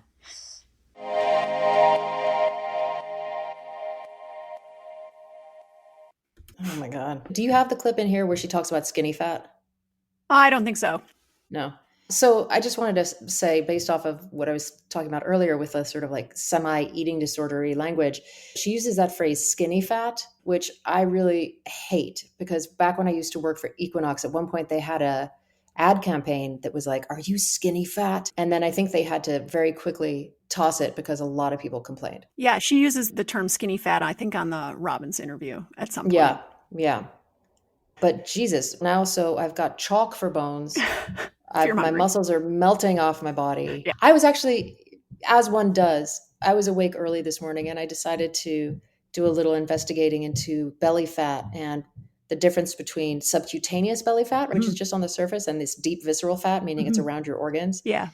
And yes, it's not healthy to have a lot of deep visceral fat. And there's a lot of indication between the accumulation of deep visceral fat and various diseases, including things like insulin resistance. But some of the fat that you gain is probably subcutaneous fat. It's probably right below the surface. You know it because if you can pinch it, it's subcutaneous. So I was asking, is all belly fat that women gain in the menopause period visceral? And it came back, no. Absolutist framing much? Exactly. It's like you're going to put on a ton of belly fat and you're going to die from your chalky bones, terrible, no muscles. You can't even get down to the floor to play with your grandchildren.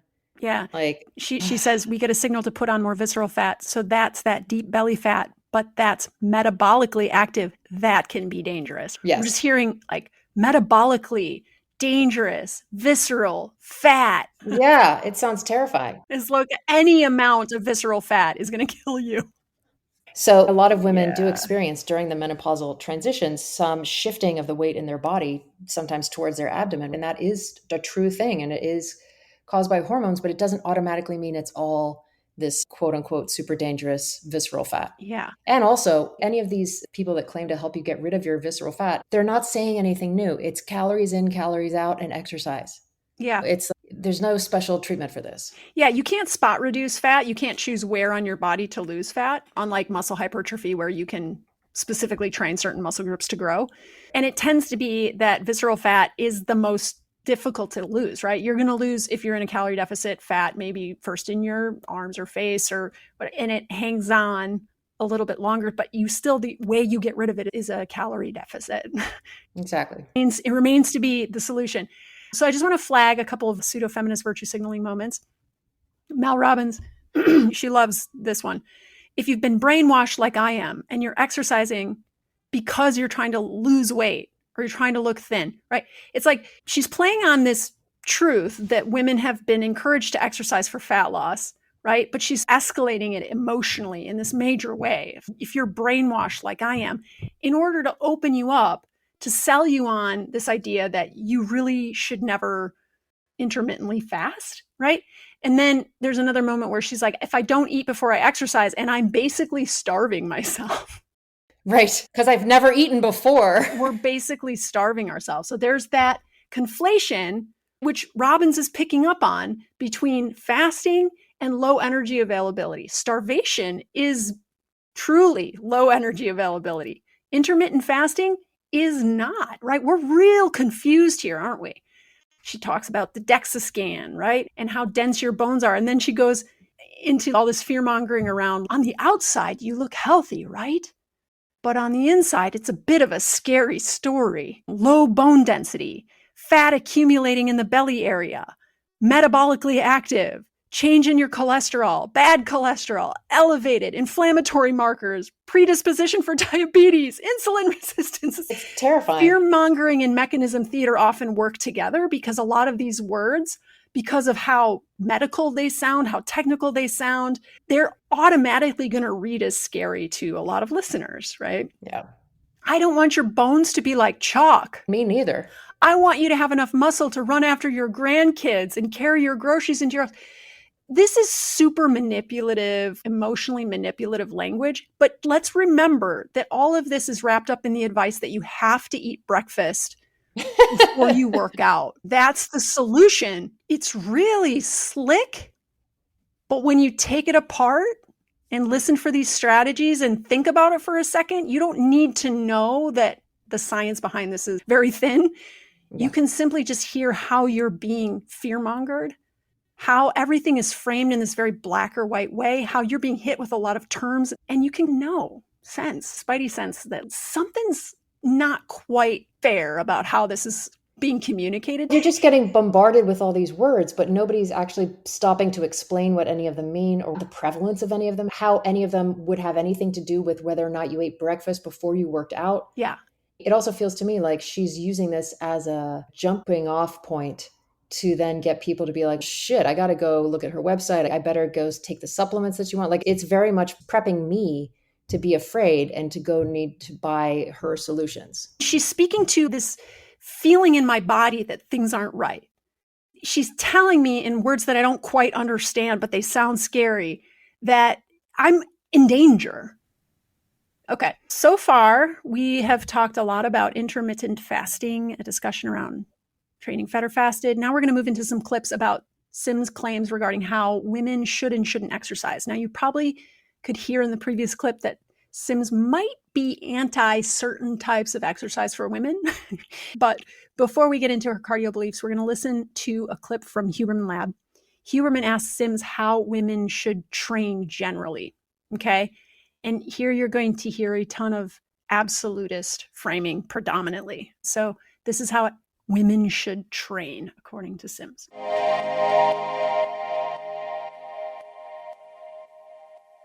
And maybe we can break up the age brackets, because it sounds like this is something that is resurfacing again and again here. Women, let's say 30 and younger, women 31 to, let's say, 40, and then let's say 41 to 60, and then maybe 61 and on. In terms of how many sessions of resistance training per week? Is it whole body training? How many sessions of cardiovascular training? And what sorts of examples could you give? Yeah. So if we're looking at that 20 to 30-year-old, a lot of times I really try to get them to focus on the whole movement aspect first. So we phase them in. Same with older women. Phase them in, learn how to move, learn complex movements, so that when you are going in to do resistance training, preferably 3 to 4 times a week, you can look at moving well. And it doesn't have to be a long period of time. If you're doing to failure, which works really well when you're younger to increase strength and a little bit of hypertrophy, you're going to have to spend a little bit more time in the gym. So it might be 45 to 60 minutes. When we're looking at doing that 4 times a week, you can add in a sprint interval training at the end of one of those to get that super high intensity. Or you can look at putting in at the most 2 HIIT sessions on separate days. If you're training specifically for something, so if I work with a lot of endurance athletes still, and they're like, well, how do I fit it in? It's like, okay, well, we look at the quality and how that fits into your training. So if you're training for a marathon, or you're training for a triathlon or other endurance stuff, you can take that high intensity work and put it into your training program. So ideally, we look at 3 to 4 resistance training with really good movement when we're in the younger set, with 2 high intensities. When we start getting into our 30s, we start having an eye to how are we actually doing that resistance training. Instead of just going and doing a circuit, we're really focusing on, let's do some compound movements. Let's look at doing some heavier work.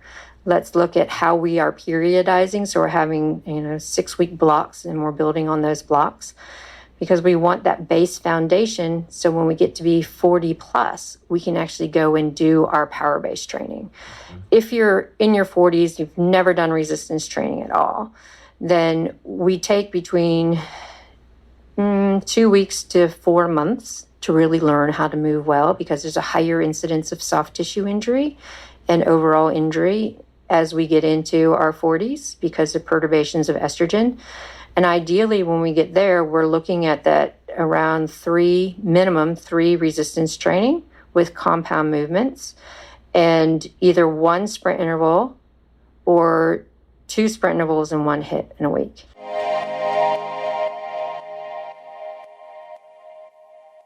I am so fucking lost. And I've listened to this clip at least 6 times.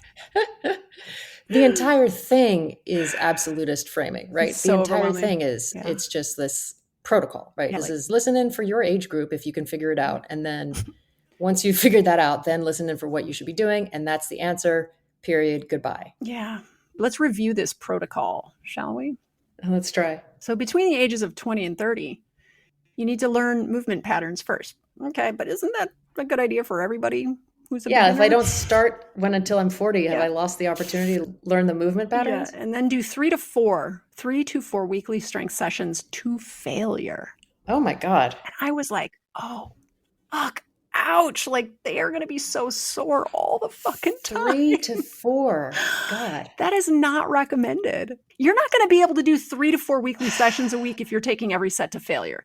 You're going to be so fucking sore after the first one. It's going to be at least 3 days before you can train again. And then the week's halfway over. So you might get 2 sessions in if you're lucky. Don't forget the other thing you have to do. Yeah. Oh, yeah. And then, you need to spend 45 to 60 minutes in each of these sessions, 3 to 4 weeks. So say goodbye to having a life, youngins. Yeah. And then 1 to 2 sessions of high intensity cardio, sprint interval training, or something about high intensity. Good God. Like, I feel bad for the kids. You have to work out every single day, apparently. Yeah. Practically. So in your 30s, you move from casual circuits to more structured, heavier lifting programs. This one sounds much more reasonable. It must be nice to be in your 30s. And then for the 40 plus, okay, so she's like, if you're new to lifting, spend 2 to 16 weeks learning to move well before adding heavy loads. Okay, that's reasonable. Sure. Once ready, lift heavy 3 times per week. Do compound lifts. Let's just pause there. Lifting heavy 3 times per week and doing compound lifts. It sounds like that's all we should be doing, is like heavy compound lifts 3 days a week. She's basically saying that people need to be power lifters. By the way, if we're only lifting heavy and we're only doing compound lifts, I really think you're setting yourself up for some aches and pains and maybe even some injuries there. Yeah. That's not a good idea. No. And then add 1 to 2 sit sessions. So sit is sprint interval training. Sorry, I just hissed into the microphone a lot. Sit is sprint interval training. and then possibly also one HIIT session. But here's my question. What if people hate all of this? Like, I don't want to do any of this, right? Yeah. I feel bad for us in our 40s and up. We have to do this. Like, oh my God. The sprint part really blows me away. But anyway. This highly specific, decade by decade, gender specific approach, spoiler, research consistently shows that women pre and postmenopausal build strength, muscle, and bone across a wide range of rep schemes and loads. Listen to previous episode, Does It Have to Be Heavy? Rethinking the lift heavy shit narrative. Now, this is true as long as your training is progressive. So maybe not with yoga and Pilates, which doesn't tend to be progressive in nature. Resistance training seems to be the better exercise format for building all of these capacities. And also, as long as your training is sufficiently challenging. No, you do not need to take every set to failure at any age. Truly.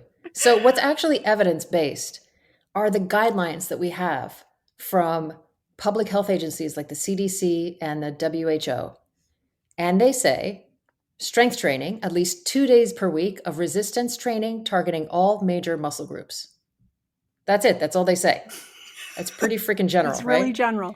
And then 150 minutes of moderate intensity or 75 minutes of vigorous intensity aerobic activity per week, or a combination of the two. Also deeply general. Very general. It does not say that you have to do sprints or whatever, right? Beyond these general guidelines, specifics like what type of exercises, what loads, what schedule should be individualized to the person based on their goals, their experiences, their preferences, their health status, based on so many things, right? Yeah. Sims, when she goes on Robbins, she gives this same decade-specific advice because it's part of her greatest hits, right? That she sells programs that contain these protocols, right? Spoiler. Yeah. Oh, sorry. But if you listen, you'll notice how she simplifies it enormously and really avoids any kind of technical language. Now, before we listen, I want to just talk about flags. I want to talk about Sims' take on this SIT exercise prescription, right? Her emphasis on sprint interval training as the most effective cardio. Now, what she describes as SIT is not quite what's been studied as SIT in exercise science. She seems to have her own definition, which we'll get into soon. Okay, here's more advice for how women should train, this time from the Mel Robbins podcast. And before we play this next session, let's set the stage. Mel Robbins' entire brand is built on helping busy people take action right now.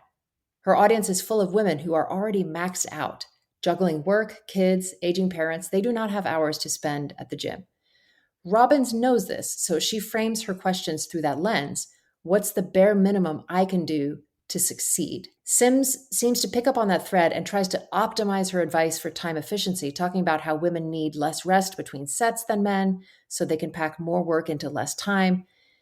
But the problem is that most of Robbins' audience are probably totally beginners when it comes to lifting weights. For a lot of women, and we think Robbins probably knows this fun fact from Sims about not resting as long is not going to land because it's irrelevant to them. Yeah, so in this clip, you're going to hear Robbins lose her shit a couple times. And be like, back up a second. That sounds hard. And what are you talking about? And then you're also going to hear absolutist framing and some mechanism theater. But it's going to be couched very differently than what you hear on Huberman, which I find very interesting. So here we go.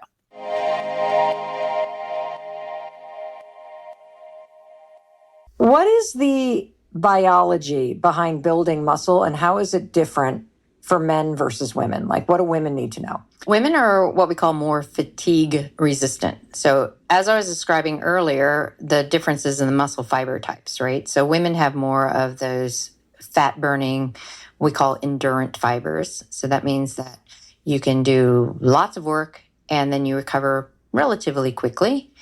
So when we're looking at sets and reps and things like that, women don't need as much recovery time between your sets and reps to be able to have the same kind of training stress. Now break that down. Please, because I don't know anything that you just talked about. It was okay, sets, reps, all just okay, right. What are we doing? So say you have a man and a woman that go to the gym and they're like, okay, I'm supposed to do 5 sets. So that's 5 sets? So yeah, this is a lot. I know, it's an avatar here.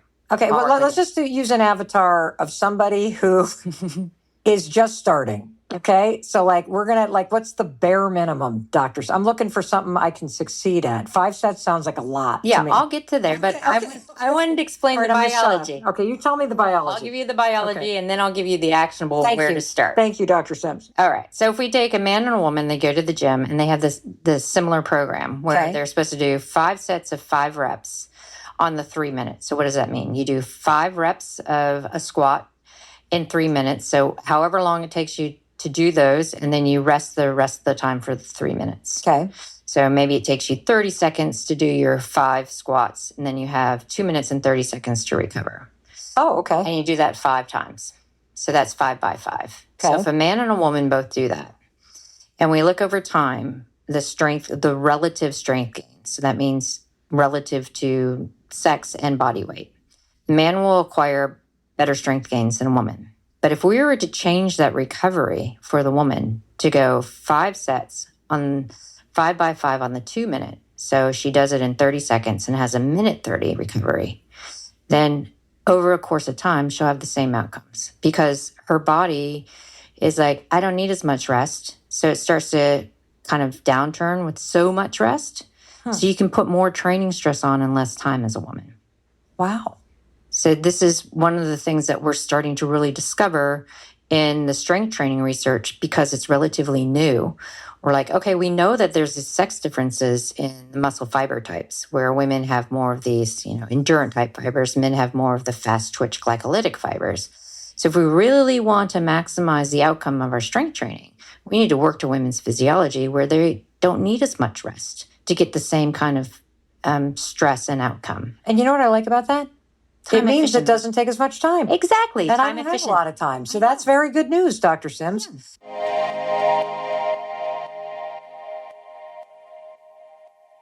Okay. Sorry. Yeah. I just have to say one thing. So in this idea of I'm saving time by doing this workout and by having my rest periods be 1 minute shorter than a man's rest periods, it means my exercise for the day, let's say, I don't know, takes half an hour instead of 45 minutes. I've saved myself 15 minutes, maybe.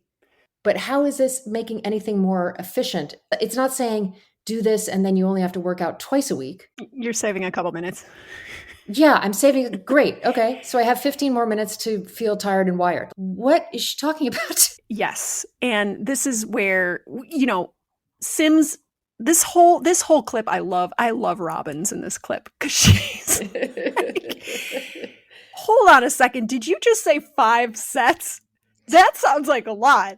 A lot. Give me something I can be successful at. I'm like, you trust your gut, lady. Like, yes, Truly. all of this is a lot. So Sims, of course, she was like, no, I want to tell you about the biology and I need this avatar and it needs to be 5 sets. And like, couldn't you adjust your avatar to being a beginner who's doing 3 sets or 2 sets, right? But no, it's got to be 5 by 5. Right. So she's pointing to something that has, I think, relatively recently come out in the literature that women, because of the different fiber type of their musculature, and they have more oxidative fibers, so those are those type 1 fibers, that are able to basically be more endurance oriented because of that. If we extrapolate that out to strength training and rest periods, some research has shown that women can perform more reps of an exercise at a relative load than men can, and that also women don't need then as much rest between sets.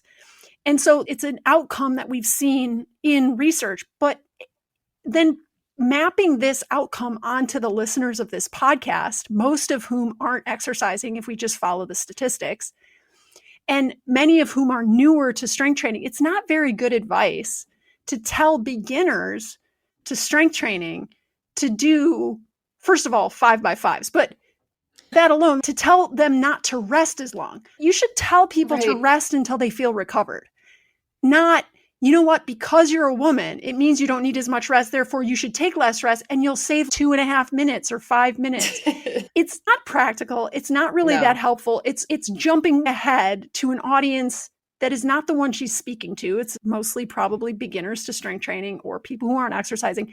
And using this example as, this is a time-saving example that Robbins listeners will like.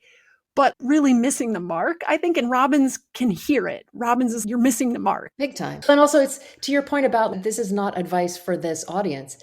It goes back to when Sims is constantly claiming things like, I work with professional athletes and that's who my advice is for. And then don't go on the Mel Robbins podcast and espouse a protocol that a professional might use. Like a 5x5 is no joke. Exactly. I don't know how long you're resting for, but those are hard. So that this might be something where she would say, oh, but that's for, the athletes that I work with. And blah, blah, but then why are you making this kind of public proclamation about it as if all women, a lot of whom, as Laurel is pointing out, are not exercising. So they're going to go from 0 to 5x5s. She never qualifies who she's speaking No. to. She just says what she says.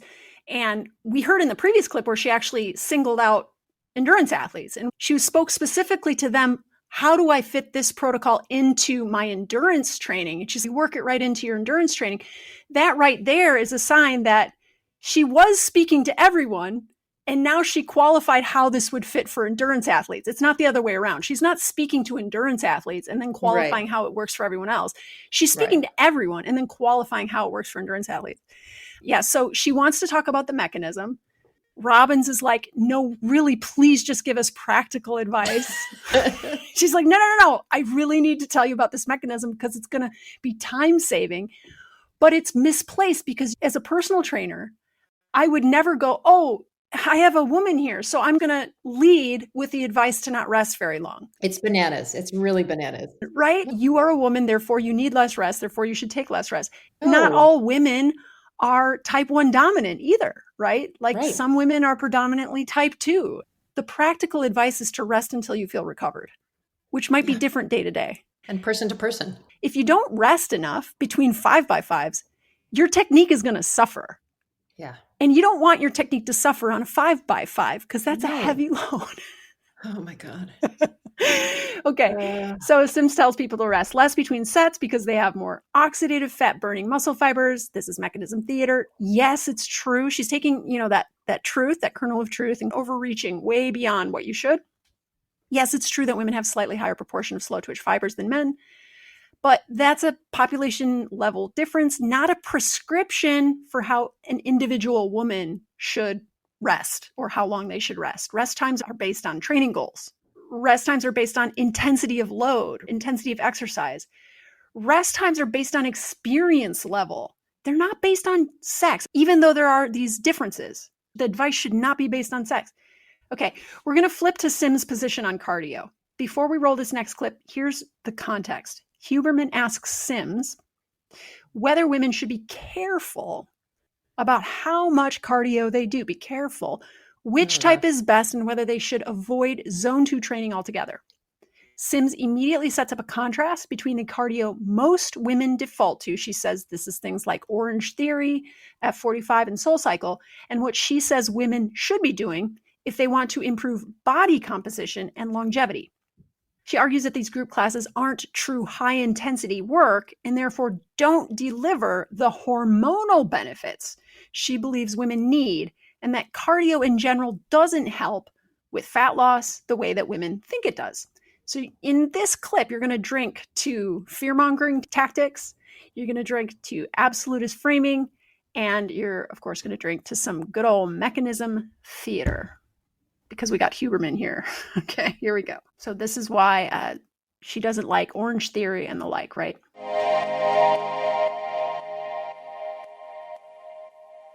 It puts women squarely in moderate intensity, where they're so used to leaving one of those classes feeling absolutely smashed that when you tell them, actually, that training doesn't work for you because it's putting you in a state of intensity that drives cortisol up, but it's not a strong enough stress to invoke the post-exercise growth hormone and testosterone responses that we want to dampen that cortisol. So this is why we have that hyperbole of women who are in their 40s plus shouldn't do high intensity work. It's like, well, actually, they shouldn't do moderate intensity. They need to avoid that. Polarizing, absolutely. That's what we want. We want true high intensity work, which is 1 to 4 minutes of 80% or more. Or if you're doing sprint interval, it's full gas for 30 seconds or less. And you're doing that a couple of times a week. You're not doing it every day because you need to have enough recovery to hit those intensities truly, because those are the intensities that are going to give you those post-exercise hormonal responses to drop cortisol. When we're looking at women who are like, oh, well, I love going out for hours and hours on my bike and I love, doing my spin classes. It's like, okay, but we need to look at the big rock here. If you are looking for longevity and body composition change and cognition and all those things, you have to polarize your training, and that has to be the focus. But soul food, like, I come from a long background of endurance. I now love riding my gravel bike on the weekends for long periods of time, which is not optimal for me, my age, that kind of stuff, for all the things that I want to see improvements in. But mentally, it's great. So when we talk about going out for that long stuff, zone 2 is that low conversation, and that's fine for mental health and being out in nature. But for optimal health and well-being, we don't want to do that. We want to look at resistance training as a bedrock and true high-intensity work to help with body composition change, metabolic control, insulin sensitivity, brain health, and dropping that cortisol.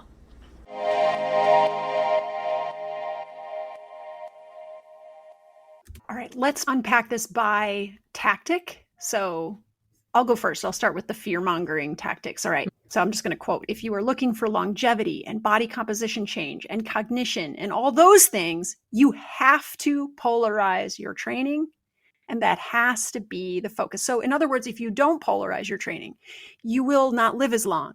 Your body composition will not be what you want it to be. Your cognition will suck, right?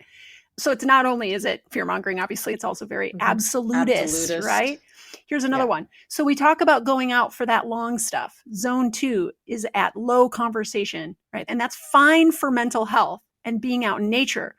But for optimal health and well-being, we don't want to do that. So you think it's good for you, it feels good, but it's not good for you. It's not optimal. I'm going to scare you. Right. And then I'm also going to be super absolutist about it with no evidence to support what I'm saying. Zone 2 is not optimal for your health. Yeah, it's like best case scenario, you're doing something that is benign. Worst case scenario, you're actually like hurting yourself. Yeah. Because it's not optimal. All of it is absolutist training, right? The training doesn't work for you if you go to those HIIT classes because it's driving your cortisol up and, oh my Lord. And then like avoiding moderate intensity. We want high intensity only. You need to be doing sprint intervals, 30 seconds or less, a couple times a week. It's just all this incredibly prescriptive language across the board to millions of people. And then it's all about hormones. Ultimately, it's all about hormones. So there's the mechanism theater, right? We need that post-exercise growth hormone and testosterone responses that dampen cortisol. God forbid cortisol happens. We need post-exercise hormonal responses to drop cortisol. Yeah. Oh, man.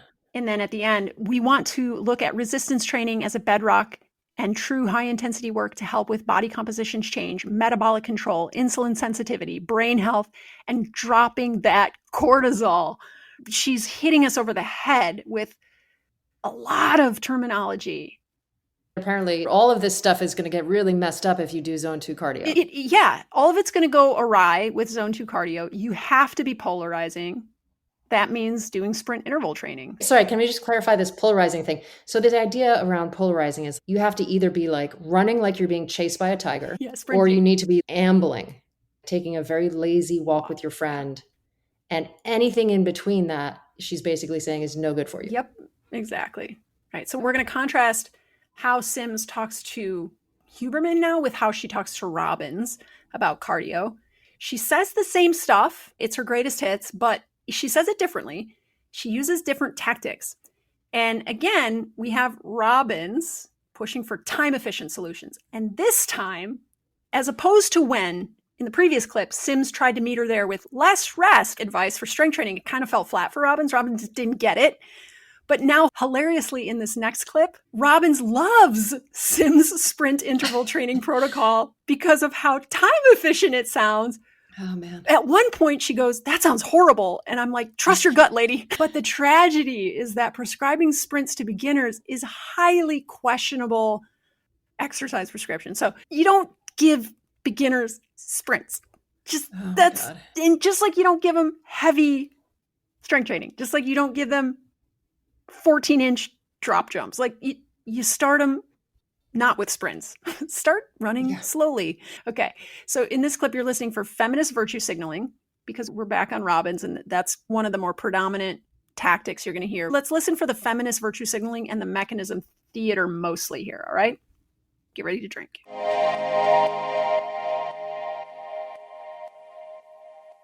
And talk to me about cardio, because we've all been so obsessed with cardio. So is cardio a good thing? Is it a bad thing? So cardio is interesting because it's about intensity. So if we're talking about going for a walk, that's really good.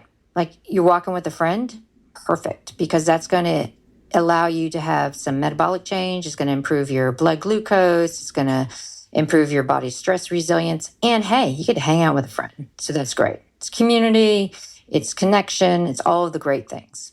So that's one kind of cardio. If we're looking at improving our blood pressure, you can do some walking. But what we find is true high intensity work that's really directed. We call it sprint interval training, where it's 30 seconds or less, as hard as you can go. And it doesn't have to be running. It could be kettlebell swings, it could be air squats, jumping lunges, could be running, could be cycling, anything that's going to make you go as hard as you can for 30 seconds or less and recover for 2 minutes. You might do 2 or 3 of those. And that is such a strong stress that it creates this whole cascade of change that improves your entire cardiovascular system. Okay, so let me make sure I'm tracking. So one thing that you would tell us to do is to do sprint training, which sounds horrible, but it actually, as you broke it down, was like, oh, I could do that. Yeah. 30 seconds or less of something that's high intensity, whether you're sprinting on a treadmill or you're doing kettlebell swings or you're doing push-ups or you're doing jumping jacks or just something. Right. And then you rest for a minute and a half? Minute and a half to 2 minutes, because we want a full recovery from, it's more of a central nervous system recovery, because we want to be able to go just as hard, if not harder, for the next interval. And then how many of those am I doing? So you don't want to do any more than 5. Oh, I love the minimum. That's it? Yeah. I can do that. That's the maximum. 5 is the maximum. Now we're talking, Dr. Sims. Some people will go, oh, I could do all 5. And then they start, and if they're doing it properly after 2, they're like, I can't do anymore. That's fine. You've gotten that impetus of stress, and it creates this whole cascade where all of a sudden your muscles are releasing signals called myokines that now is telling your liver, let's not store that visceral fat. We need that fat for other things. It's also telling your body, we don't want to store under the skin subcutaneous fat. We need that fat for other things. It's also telling your muscles to open up and bring carbohydrate in, so our we become more sensitive to insulin. So there's so many great things about that high intensity. And by the way, your blood vessels are going to respond really well. So you get better blood vessel compliance, vasodilation, constriction, so better blood pressure control. Because again, your body responds to stress. And it's such a strong stress, your body's like, there's this whole myriad of things that I need to be able to do that stress again. So it's a really effective means of getting heart health, better metabolic health, and better body composition. And burning fat in 30 seconds of effort. Yeah.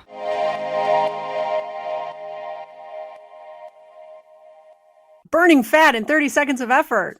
That sounds like an ad from the 1990s. Man, I don't even know where to start. The whole thing is mechanism theater, basically. The whole discussion between my muscles to my liver to my visceral fat to my sub-Q fat. I've got to have some fat somewhere. If you don't want me to have visceral fat, which by the way, you also need a little bit of, I'm not even allowed to have sub-Q fat. Like there's no fat for you. Yeah. No soup for you.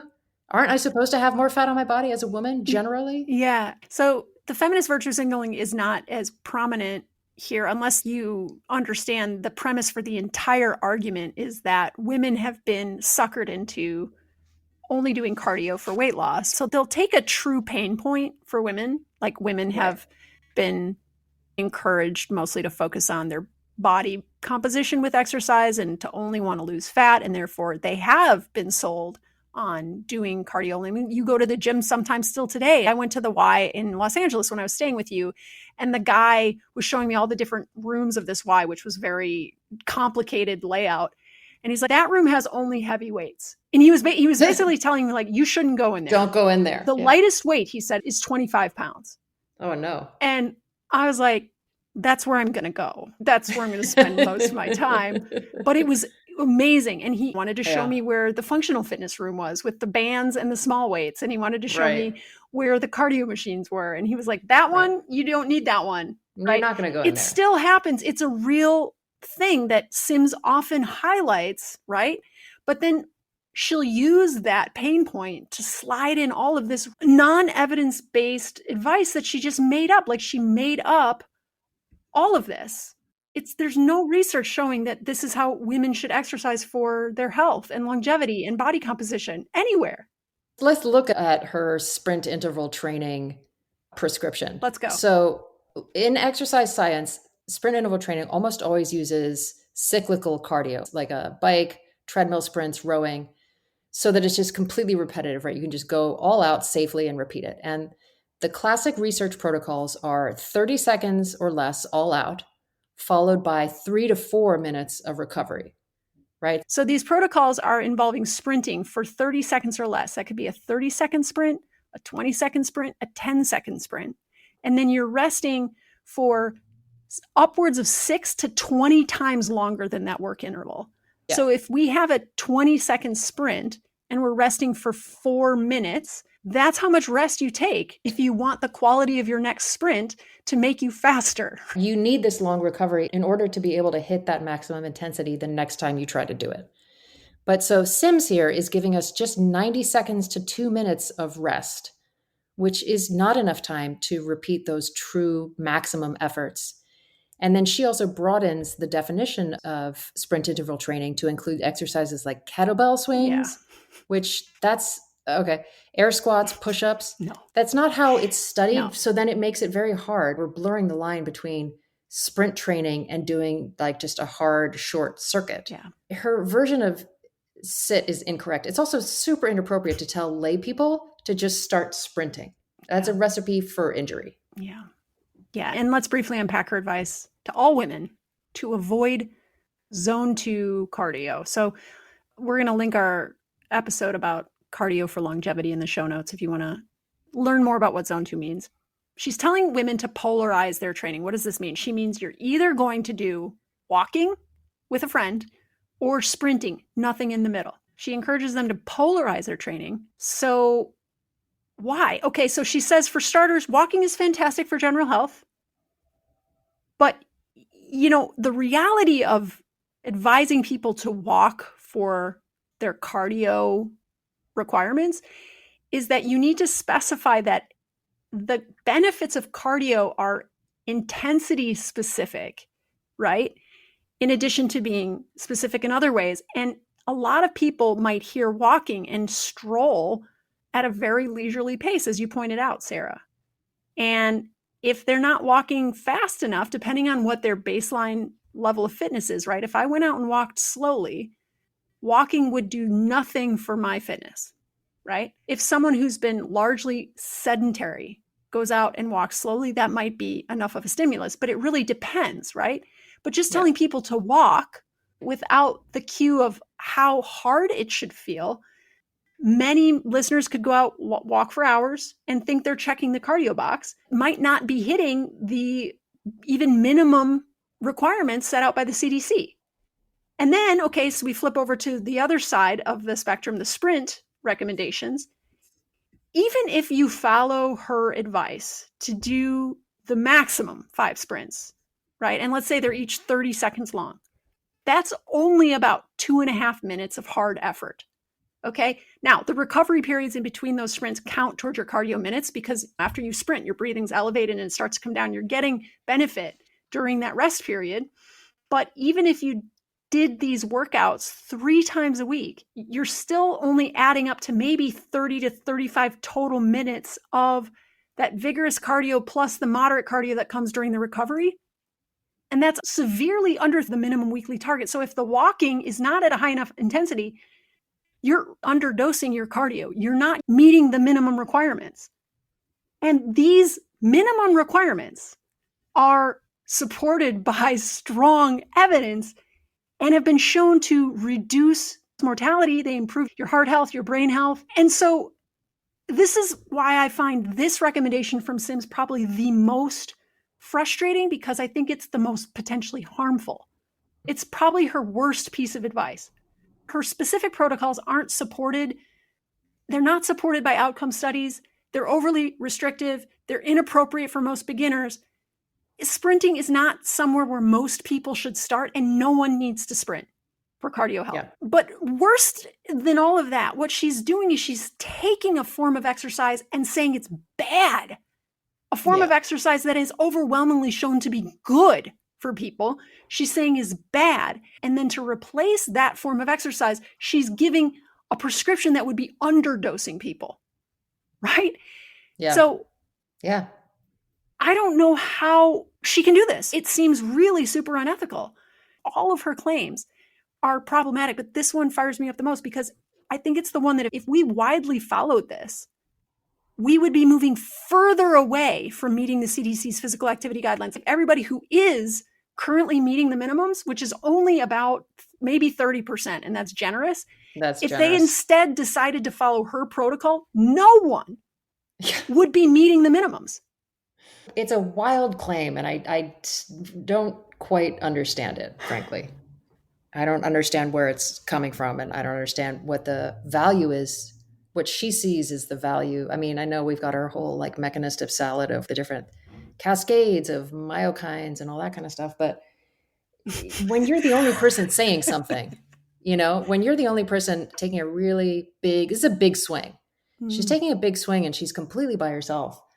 You got to believe that she believes it to be true, but I've yet to see anyone else come up and say, oh yeah, you know what? That's totally right. Everybody should just be sprinting.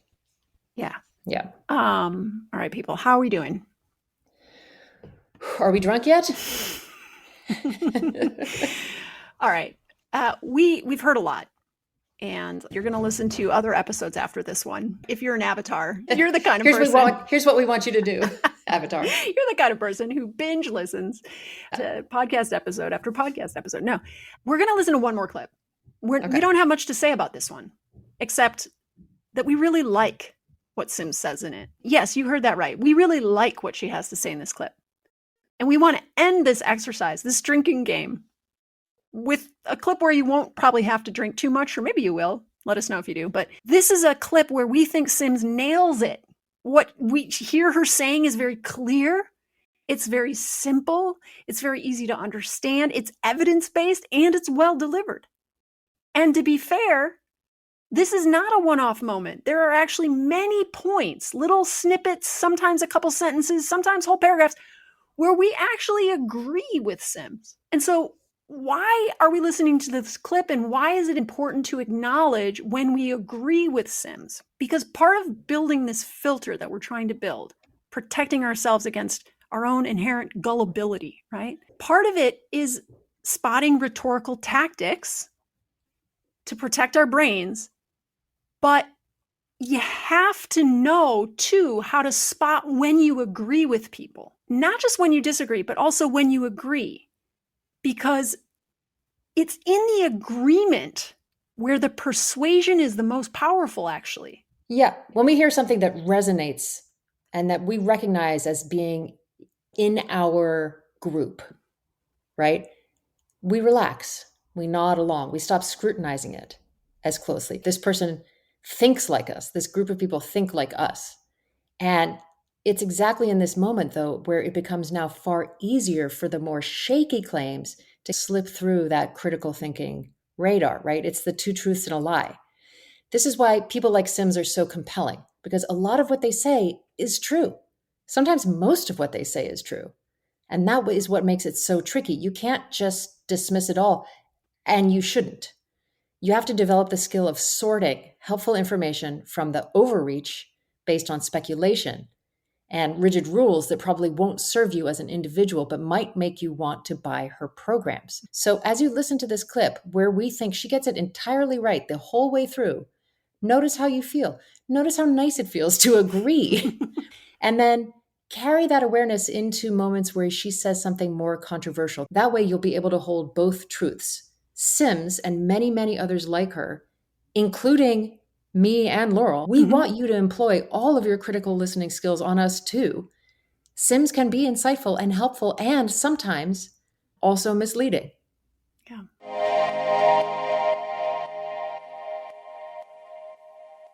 I can't believe how many bombs you're dropping today. Like I've never thought about exercise that way because I've focused on you have to exercise to get in better shape. What you're saying is exercise is intentionally moving and stressing your body in a way that it needs and is designed to do. Yeah. And in response to the stress, your body gets stronger at being able to manage stress. Exactly. Oh my God. It's a stress resilience. And the reason why we're so flabby and everything else is because we're sitting around and not moving and not stressing our bodies in the way that we need to. Right. And that only makes us more stressed out. Right. Because we look at stress, mental health, all of the things that are really plaguing everyone. And the part of it is lack of community, lack of empathy, all of these things that breed depression, mental health, and the fact that we aren't moving our bodies. There's so much research out there that says if you go for a walk, you are reducing stress. If you go for a walk and you actually go to a green space, so that's to a park, and you're in nature, it induces an incredible parasympathetic response, which means that you reduce stress. But because we are so ingrained to doing all the things all the time inside, sitting and not actually getting outside, having the fresh air, having that connection with being outside and moving our bodies, we are by design now a global of very stressed out, unempathetic, depressed people. And if we're talking about how do we just make one small change to improve our mental health, that's exercise. I'm not necessarily here as an exercise physiologist to tell you, the listener, to go out and go for a long, hard walk because you want better body composition. I'm here as an exercise physiologist to explain what exercise is. It is an incredible positive stress on the body that creates changes from central nervous system down to the smallest little thing in your cell to improve your overall stress resilience and metabolism, meaning how your body handles food, how your brain reacts to stress, how your brain perceives an environment. And just the moving part really does help bring center and bring yourself back to you. I believe it.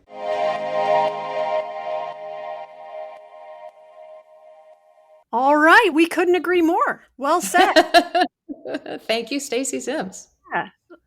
All right. So to summarize, wrapping it up here, hopefully y'all are sober and hydrated.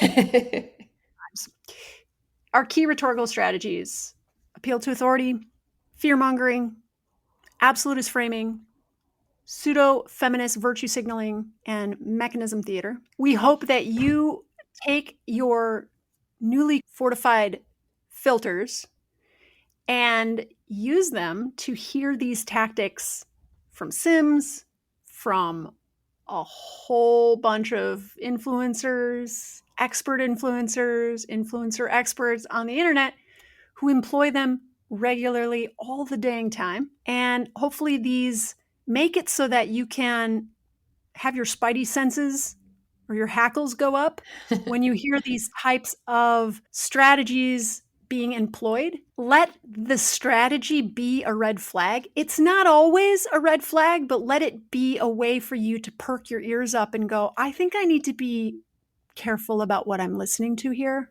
Yeah. It seems like I'm being overwhelmed in some particular way, whether it's with someone's credentials, whether it's with anxiety-producing thoughts, whether it's with this very overly simplistic black and white framing. I seem to be being spoken to as a woman in a way that makes me feel like, yeah, those damn men, and I feel outrage. And then also, if you just feel completely overwhelmed by a fire hose of technical sounding terms, this might mean that you are being manipulated in various ways. And you may want to listen more critically to what you're being fed, what is being communicated to you. Yeah. I really feel like this skill of critical thinking is going to become key to our survival as a species, because many people will tell you global warming doesn't exist, right? Right.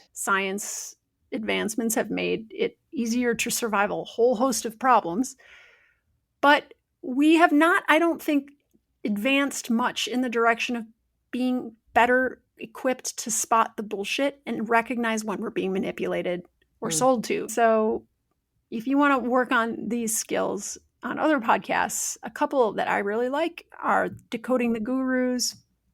Sarah and I both love Front Page Fitness, Conspirituality Pod, Yoga Meets Movement Science, Barbell Medicine. These are all trusted sources where we feel the hosts do a really good job of curating myth-busting type content with an evidence-based approach to help you be able to hear the bullshit and also separate the fact from the fiction. I think Decoding the Gurus specifically lives in this tactic spotting realm, whereas the other hosts focus a little bit more on the science separating the facts, but you're going to be helped by both, right? Yeah, definitely. As always, rate, review, subscribe. We've gotten a couple of really amazing reviews. Some of them are interesting. We'll have to unpack some of the reviews down the road, but also don't forget about the free class. Go into the show notes. It's linked right under the description for this episode, before the timestamps, before the resources that we cite. You can sign up for the free class. You'll be added to an email list where you will receive the Zoom link to join us.